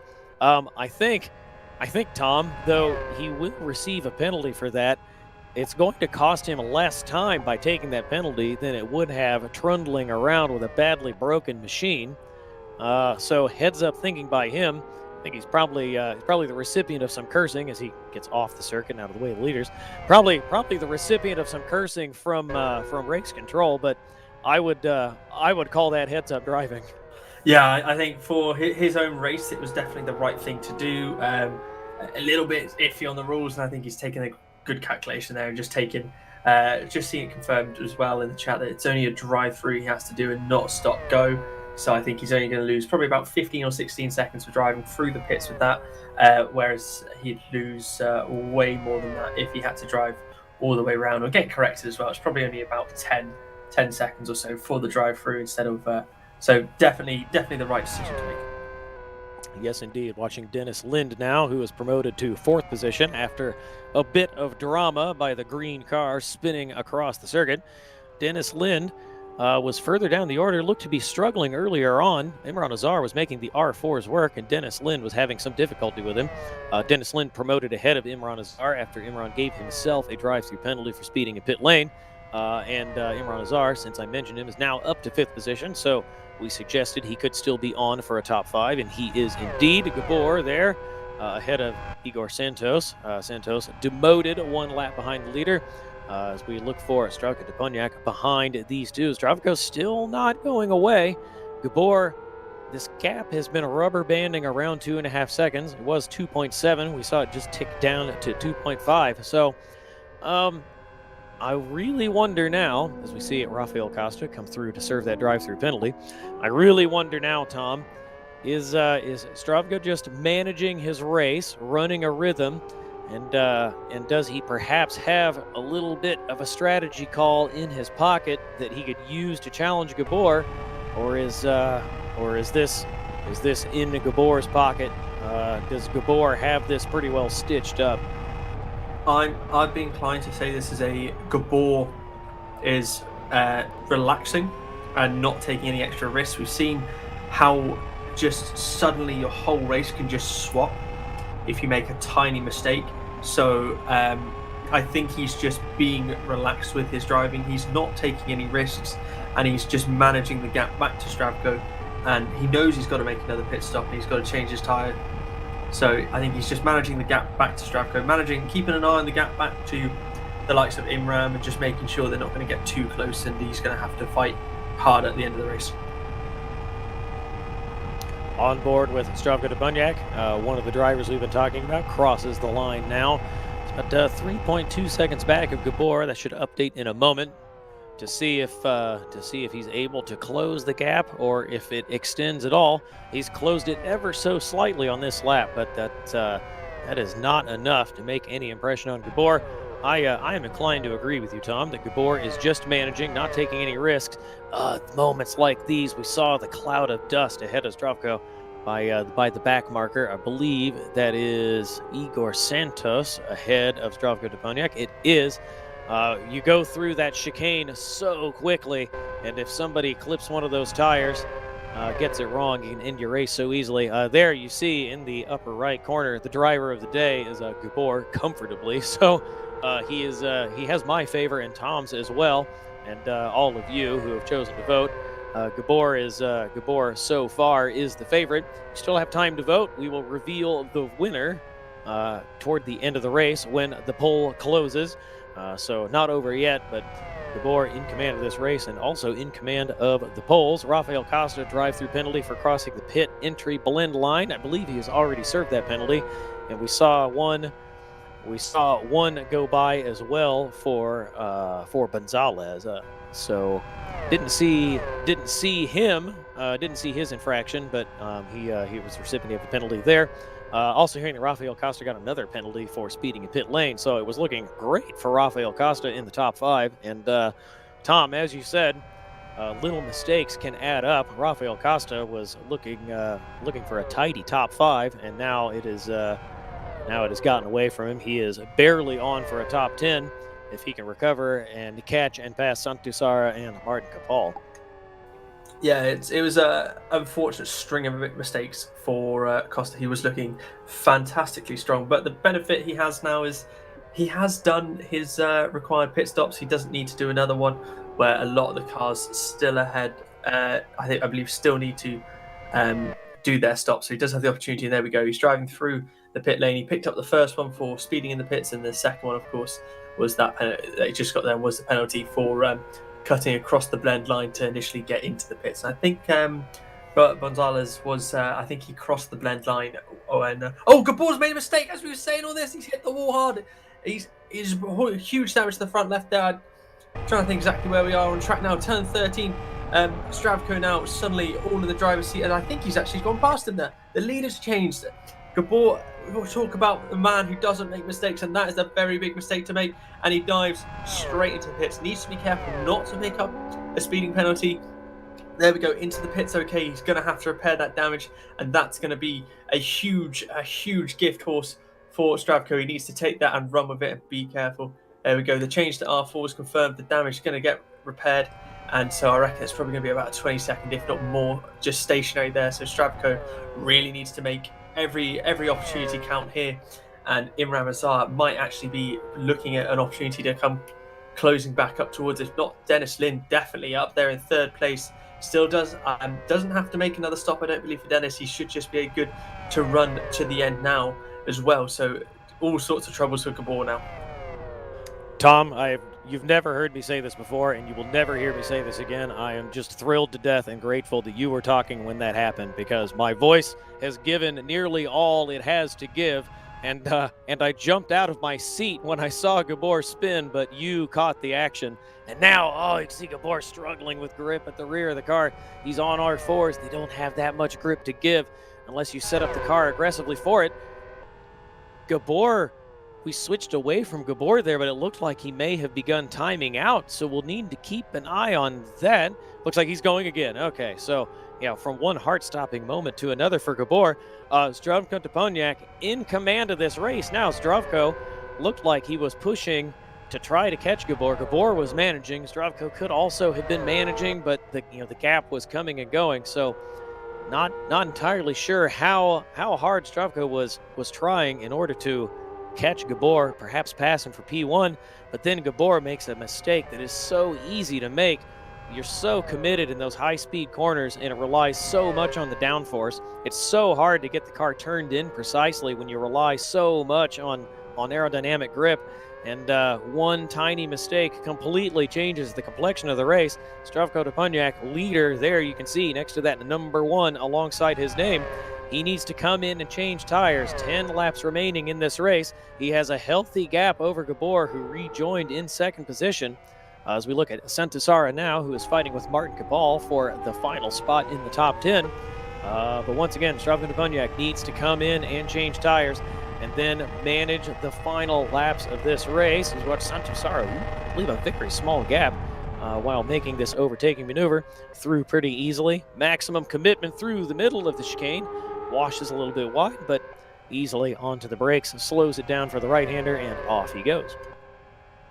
Yeah, just done a little bit of watching on Gabor. He seems to be going okay, but he just doesn't have the same sort of conviction in the car. I think these R4s, he wanted to be on them a lot later and try and run them for as minimal time as possible. So I think this almost certainly has compromised his strategy. And Dennis Lind is closing that gap. Gabor came out the pits and he had, I think it was about 8 seconds, and he's got to get these R4s up to temperature, where Dennis Lind's flying on the R3s and just closing that gap now. It's about under 6 seconds now, the gap back between Gabor and Dennis, so it's definitely one to watch over the next 9 to 10 laps. Yeah, Gabor clearly not happy with his equipment right now. Nobody apart from Dennis and a handful of others chose to run R4s all that long. But Gabor, we could see him weaving on the back straightaway when we picked him up a few minutes ago, trying to put some heat in. So now Gabor has his fingers crossed for a mistake from Zdravko Toponiak, which we have occasionally seen in the past. But now Zdravko should know he has such a huge gap over Gabor, about 2 pit stops worth of time, that he does not need to take any risks. He can stay well within the confines of the white lines. He can manage the back marker like he's catching right now. He's following Ian Suarez through the fastest part of the circuit. Zdravko just needs to manage, while this man, Gabor, who was looking so strong, made one mistake that is so easy to make, and now he will be fighting Dennis Lind for second position in just a few laps. Dennis Lind flying, Gabor struggling. The complexion of the race having completely changed in the last few minutes. Yeah, and there we go. The complexion of the driver of the day, though, hasn't changed all that much. Gabor's still leading, but Zdravko's gaining a couple of those points on the old driver of the day now, and he's got 30% to climb to catch Gabor. But hey ho, we'll have to see how that unfolds over the rest of this race. It's interesting how the proportions have shaken out. That Zdravko was on 12.5% and then 10 and now 18.2. So the gap closing while his share was briefly smaller. As you said, Tom, Zdravko suddenly coming into the favor of our viewers, while Gabor, people have somewhat dimmer view of his day now that he's made a very uncharacteristic mistake. Yeah, well, what's the bigger prize, the race or the driver of the day? We'll have to find out what the drivers think later. But looking back now, Dennis Lind's got that gap down to less than 5 seconds now. He's absolutely flying on those R3s. Well, Gabor he's managed to sort of match the gap up to Zdravko, but matching him I don't think is going to be what he needs to do. He needs to close that, and I personally don't see that happening. It's going to keep slipping as Dennis there, absolutely on it, on the edge, on the limit. He knows what he wants, and it's that man just 5 seconds up the road from him as we go. Zdravko into the pits now, careful not to get a tyre penalty for speeding or crossing the blend line. Gets in, gets the tyres stopped. He's going to be having to do that change. He's going to be loading up on minimal fuel. He's only got 8 laps of the race to go, and Gabor has got a long way to go to try and catch this, and he's going to have bigger issues coming back from behind him, of course. I think Stravko's on the way. Yes, there he is. The man is on the way, and he is out of the pit lane now, and Gabor is just going through turn 13, so he has a long gap there back. He's got 6-7 laps now to just manage the margin, be safe, and just get to the end. And Zdravko Dubonyak, the dream here, huge gap to his main challenger Gabor behind him. Also in clear air ahead and behind, no challenge behind him from back markers or otherwise. And though he does have a couple back markers up the road, the first one ahead of him is his teammate Santusara, so could not possibly have gone any better for Zdravko Dubonyak. Struggling to keep up with Gabor, perhaps, hard to say. Was slowly falling back, but then the race came into his favor with a small mistake by Gabor. Now 31 seconds back. Zdravko Dubonyak still committed to this chicane, not willing to give up any time, though he plows a little bit on these R4s coming out of turns 8, 9, and 10. Zdravko Dubonyak under control. Dennis Lind now only 4.5 seconds behind Gabor. Meanwhile, Tom, Imran Azar has been running quicker than both of these drivers, Gabor and Dennis Lind. So it's possible with 7 laps remaining that we will have a 3-way fight for these remaining 2 podium spots. Yeah, it's going to be an interesting one. I am certain Imran Azar right now is sat there kicking himself. He would be comfortably on that 2nd position right now if he didn't get that drive-through penalty. He'd done so well, but because of that, he's effectively it's given him a lot more of a job to do. I think Stravko's now sort of realised he does have a 20-second margin. Now the timings have updated, and I think Imran Azar might have had a challenge or something, or made a mistake somewhere since the timings were sort of flicking. But no, he looks fine and okay. Still in that position, but he's got a challenge from behind. He needs to. Sorry, Tom. He's in 5th now. He was in 4th and closing on Dennis Lind, so he's been off, and now has Alejandro Perez right behind him instead of having closed on Dennis Lind. Alan Terzic is through into 4th position. Alan Terzic is 10 seconds back of Dennis, so he will need to become inspired indeed if he wants to close in on this fight. But Dennis slowly closing on Gabor. He doesn't have much time remaining to bring this gap down to a straight fight for 2nd position. Gabor, the gap to Zdravko, 19 seconds. So Zdravko very comfortably in that lead. As Tom said a moment ago, all he has to do is manage, and he has no one anywhere near him who could possibly spoil this race. It is entirely in his own hands. But here, the remaining fight out on circuit is Dennis Lind, who has now closed that gap to 3.5 seconds. So Gabor struggling to make R4's work and kicking himself for a mistake a few laps ago, while Dennis Lind can smell 2nd position just a few seconds up the road. Yeah, it's one of those, isn't it? The ebbs and flows of this series, the excitement never stops, and you see Dennis Lind now. You are seeing Gabor. Less than the pit lane is the distance, and you are wanting to hunt and catch that. Dennis is a man who we know has a lot of experience behind the wheel. So does Gabor, but who's your money on right now, Travis? You've got, 5 laps of a shootout, 3 seconds is the gap. Travis, who are you putting your money on? Man, 5 laps remaining. Any race, any time, I would take Gabor, but Gabor he has stone cold R4s. There is no pressure in those tires. The surfaces he's got working reasonably well, but there's no temperature for him to work with. He has to force these tires to grip by just driving the car as hard as it'll possibly go, while Dennis Lind behind him has equipment in a perfect operating condition. And that gap is coming down. Dennis Lind on his previous lap did 26.4. Gabor was able to run 26.75. So Gabor maximizing what must be a handful. But yeah, Dennis, I think this is just within reach for Dennis Lind. That gap is it's 3.5 seconds. It's stabilized a bit. Now Gabor's got some temperature into those tires, and he'll be motivated more than anyone else has been that we've seen in a long time, Tom. He'll be motivated to keep the times up and keep Dennis behind him I wouldn't count Dennis out because he is a strong driver in his own right, but I think my money is on Gabor. Oh, there we go. That's as I made the end said of that.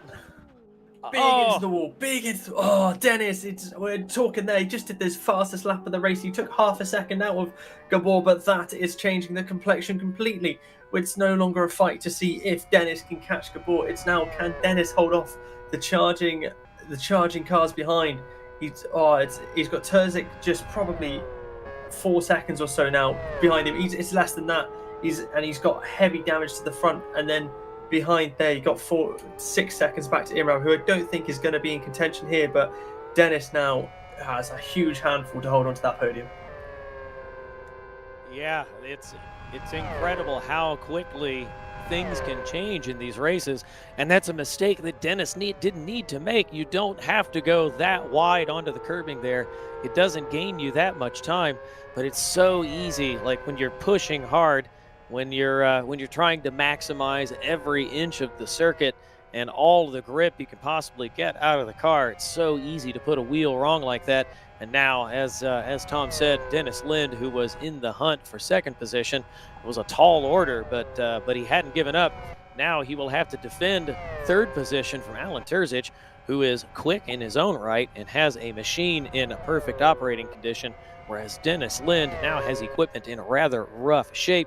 Gabor still holding on to his lead in the driver of the day poll, though Zdravko Doponiak is closing. Only a few laps remaining for you to vote, so do go to simbroadcast.tv/DOTD to cast your vote in the driver of the day poll. Zdravko Doponiak on the 50th lap. He will start the 51st in about a minute's time, and that will be the third lap from the end of the race. So you got about 5 minutes left in order to go cast your vote as we look at Gabor, who is closing that gap to Zdravko, not giving up. But I dare say that Zdravko is not struggling for pace. He is just keeping the car well within the white lines. Speaking of within the white lines, Dennis Lind did not 1 lap ago. And now, whereas he was catching Gabor, Alan Terzic is right there. Yeah, the only possible way I see this going any worse for him is if he is able to put up a strong defense. I know this might sound a bit counterintuitive. He puts up a strong defense against Alan Terzic. It's going to allow Imran Azar to catch up, and Perez behind as well. So realistically, I think with 3 laps to go, he's going to have to just sort of accept 3-4 laps to go. He's going to have to accept the fate and just let Terzic go if he wants to hold on to 4th place. Otherwise, he risks dropping down as far back as 5th. Yeah, as Tom mentioned, the gap to Imran Azar not that far behind them, and Imran Azar running about the same pace as Dennis Lind had been. Alan Terzic's previous lap was a 25.6, a mighty lap indeed. So I don't know that Imran Azar is close enough to challenge. He's just coming through turns 1 and 2 now. But Dennis Lind in trouble with Alan Terzic challenging behind. Dennis Lind ragged through the chicane. Alan Terzic hardly any cleaner, but looks a little bit quicker. The gap now around 1 second, less than 1 second, as Dennis goes wide up onto the grass. Very easy to do there. The car, in order to get around quickly, you have to go up over that curb, but it upsets the rear, and it's difficult to get the power down. You want to open up the corner as much as possible and drive as close to the grass as you can to straight line the front wheels, put the power down at the rear, but it's so easy to get on the grass. And now Alan Terzic, with 2 laps remaining, next time they cross the line, is right there behind Dennis Lind. Dennis Lind has 2 laps to try to keep Alan Terzic behind him with suboptimal machinery, and Alan Terzic will be salivating over this third spot, on the podium. Yeah, he's probably, my money's he's gonna get him before turn 1. He's gonna have huge slipstream drive now out the corner, far more effective aerodynamics on the car. The huge drag, the huge long straight there, just closing. I think he might be holding off slightly, but I think he just did a 25.7, so he was over 6/10 faster than Dennis Lind in that sector, in that lap alone. With the back marker ahead, surely if you're Dennis Lind here, you're panicking. Or at least he probably isn't because he's so experienced, but I would be anyway. and you've got the back marker ahead. You need to get through that cleanly. And just, but he's lit up the rear tyres, and he's lost all sorts of time there. These tyres are not where he wants to be. He's losing grip on them left, right, and centre. He's now weaving down this long sort of back straight away, but Alan Turzak is absolutely flying on. Is he going to make a move for the inside? He's sat there. He's going to the outside, leaves it. Oh, he's run a bit wide, which is getting, but Dennis has totally messed up that complex as well, and it's just dropped them back. He got an advantage, but then made a mistake himself, and it's not looking good. This is just ragged right to the end now. Flat, going through here as fast as they can, and he's just closing in on that back marker. Leader on and final lap. Leader now starting the final lap. So he's got about 1 minute 40 seconds to hold that man behind, and I don't think he can do it. He's got Alan now, who's going to have the long start-finish straight with full slipstream potential, but is he close enough to get Martin slipstream? No, he isn't. He's going to be a sitting duck here almost, and he's not quite. He's got the straight line speed, but he's doing 27.17. So the pace has dropped off dramatically that lap, and of course you've got not going to have any issues from him around behind. He's too far back. Dennis now trying to take all of the slipstream potential from the car ahead. Stravko miles ahead of Gabor, and it's all tidy. Oh my god, huge moment from Alan through the chicane. Manages to hold on to it, but lost a little bit of time, but manages to keep the traction far better. It's just sniffing the rear bumper of Dennis. Goes a little bit wider, I think, to try and get a better run out down the back straight, but it's cost him. It's not what he should have done. He's having to tuck in again now. Martin Kapul thankfully moved out of the way of the two of them, so we're not going to have this disruption in the final laps. Flying through these two corners, Dennis actually got it hooked up really well there, which is only going to help him. Alan needs to close and get closer and closer. Stravko now coming through the final corner, absolutely flat pin to take the round one of MRC's BF1 League Season 3. Race 1 goes to Stravko Toponiak with a clear 10-second advantage all the way back. Fantastic job, just stayed calm and collected. And Dennis Lind now has a big enough gap. I don't think he's going to be able to lose that position. Gabor crossing the line there to claim second place. Dennis Lind coming around the final corner with big enough gap. He's going to hold that third and final place on the podium with a spirited fight all the way to the end there by Alan Turzak. Yeah, I watched the end of the race there from Alan Turzak's onboard, and Dennis Lind at the rear of that car all over the place. A very spirited defense by Dennis Lind indeed. That car obviously not in a good working condition, but he is so talented and experienced, manages to keep Alan Turzak just behind him. Alan Turzak does set it'd be the second quickest lap of the race with a 25.52 in the closing laps. There, your driver of the day, a dead heat between Gabor and Stravko Toponiak. There you can see the two of them side by side on pit lane speed as they come around for the cool down lap. Stravko Toponiak, as Tom said, wins this race after Gabor makes a late and uncharacteristic mistake. Gabor able to recover. Well, second position was never in question when he made his stop. He was so far ahead of everyone behind him. But Dennis Lind finishes third ahead of Alan Turzak. Imran Azar, who could have had that second position so easily were it not for a pit lane speeding mistake, finishes in fifth. Alejandro Perez, newcomer to this series, very strong finish from him in sixth. Ayub El-Anouni finishes seventh. Santu Sara finishes in eighth position ahead of Ian Suarez. Igor Santos rounding out at the top 10. And there, the driver you can see in the background, the red and white machine, Martin Capal finishes 11th with Rafael Costa in 12th. And Todd Gonzalez in 13th position. Fastest lap of the race goes to Gabor, minute 25.24. Not too far off some of the qualifying laps. That would have been good for, I believe, 7th or 8th position on the grid. So, good show from these drivers. Unfortunately, it just got away from Gabor in the closing laps. Makes a mistake shortly before he would have made his final pit stop. Has to settle for second. And finally, Stravko Toponiak, after a long wait, after some challenges and frustrations in Season 2, wins the opening round of the third season, the 2023 season here, the Grand Prix of West England at the Westhill International Reversed Circuit. We will let these drivers bring cars down to pit lane, park them, get up, get a breath. We will do the same. Tom and I will take a moment to refresh ourselves and catch our breath after a very exciting conclusion of the race. And as you watch these drivers climb the podium, we will be back with you in just a moment.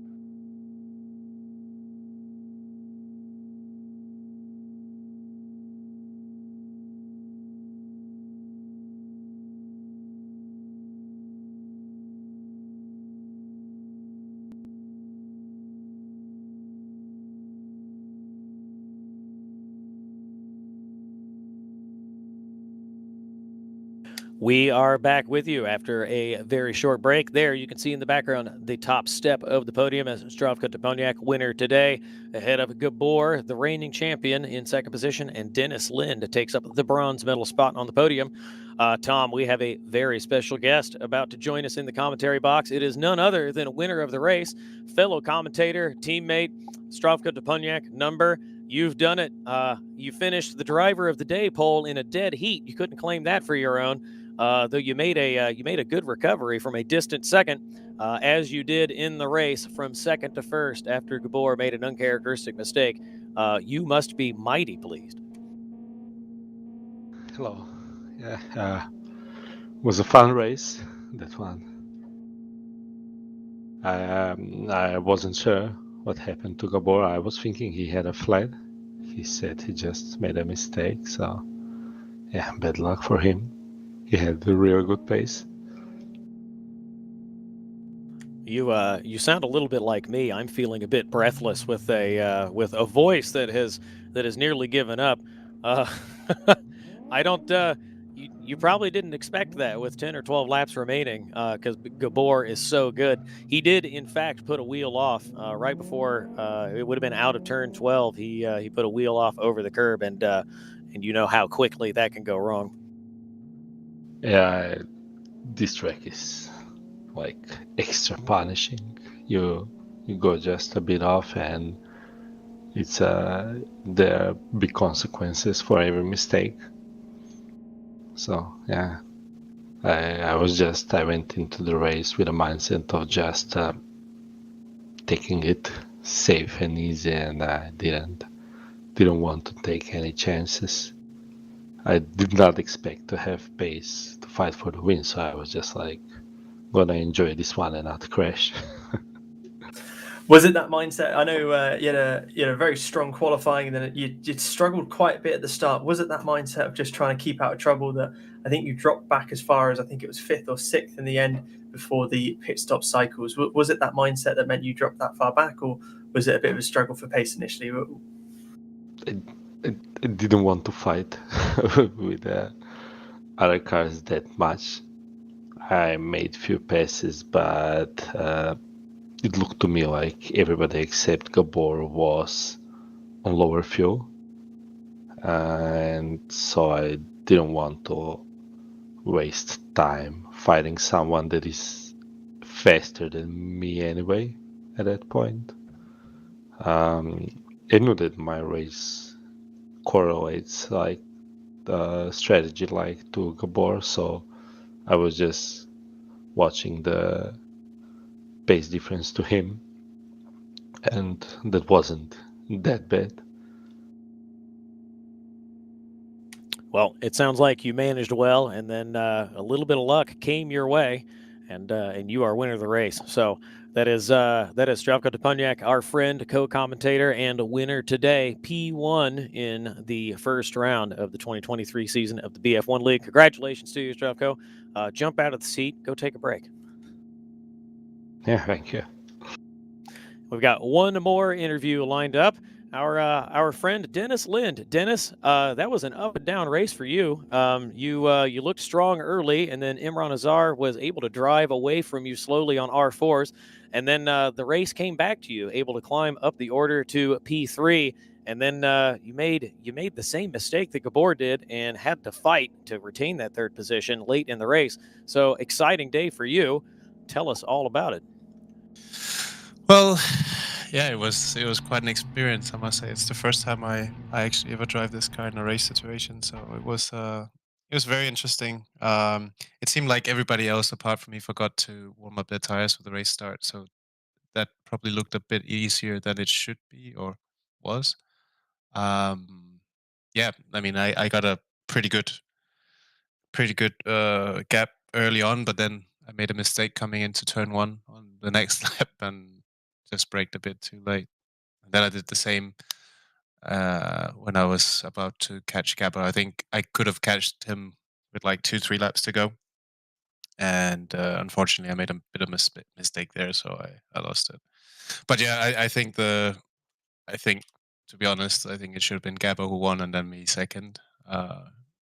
Topolniak was very, very lucky with the virtual safety car that basically gave him the win for free. It was a completely free pit stop. So yeah, it was a bit iffy, but yeah. Yeah, the unfortunate ebbs and flows of racing definitely played into his hand today to secure that win there. With yourself, though, that issue right towards the end, and then those few laps of Alan just closing in on you. What was going through your head in those last couple of laps? I mean, you were starting the laps with about half a second difference, and he was sniffing your bumper all the way around there. I know Alan really well. He's a good friend of mine, and we race pretty much all the time. And I knew if he was going to catch me, which he very much was, then it would be a pretty tough battle. He's a very, very good racer, and not one I particularly enjoy battling with because most of the time you lose. No, so I mean, if we would have had like 10 laps more, for sure, I would have had to get into the fight. But thankfully, it was only with 1 lap to go. He really caught up. Well, after a bit of down luck and a good recovery, congratulations on a third place finish. I think we asked you this at the end of the MRC E Challenge race, the fifth round. Can we expect to see you more in BF1? I know you got a busy schedule outside of Live for Speed, but you put on a great show today, and we certainly hope we'll see you again. Yeah, we'll have to see. I haven't, to be honest, I didn't really look at the calendar. I just saw there was a race today, and I thought I'd do it. But yeah, I think from now until 3-4 weeks, it's pretty much back-to-back racing in Asia and Europe. So I'll be traveling a lot, and Sundays are usually a race day. So I don't think I'll be able to make much of them. No worries. Well, we enjoy talking to you, and we wish you the best in all your travels and in all the events you have upcoming. That's Dennis Lind, third place finisher today. Thank you, turning guys. up with an arrive and drive performance to be very proud of. Thank you for joining us in the commentary box, Dennis. Thank you, Travis. Thanks for the streams. Thank you, Tom. I think that does it for us today. Lots of excitement, lots of drama, lots of unexpected events during the course of that race. The first round, as all of these rounds tend to be, the first round had a lot for us to talk about, and now we look forward to the second round. Yeah, Dennis's comments there about he saw the race was happening today, so decided to participate. That blows my mind. To have such short notice and then come in and put on that performance is just, it's incredible. Yeah, I tried the same thing this morning just to educate myself better about the car and how challenging it is for these drivers. And I found that it was incredibly challenging, even more so than I expected. And that statement from Dennis says a lot about how talented he and the other drivers running at the front are. It is so challenging to get this car where it is so difficult to maximize the potential of the machine. And for someone like Dennis to turn up because he saw there was a race on is just so impressive. So hats off to him and to everyone else. Gabor, second place finisher, and our winner today, Ostrovka Topolniak. Here you can see the calendar. Today was round one. Round one in the books. Ostrovka Topolniak, winner and now championship leader. Next round will be in 1 week, next Sunday at the same time. Round two, the Grand Prix of London Borough. That'll be at the South City Long Reverse Circuit, a very, very challenging circuit in any machine, let alone in the BF1. I think that will do it for us today. We want to thank the team at MRC for helping organize this series. It is a thrill for us to watch and to describe to all of you, and we know our drivers love it, and we know you enjoy watching it. Thank you also to the team at New Dimension Racing for race control, for sanctioning, for all of the work they do to help us and the MRC team put on this event.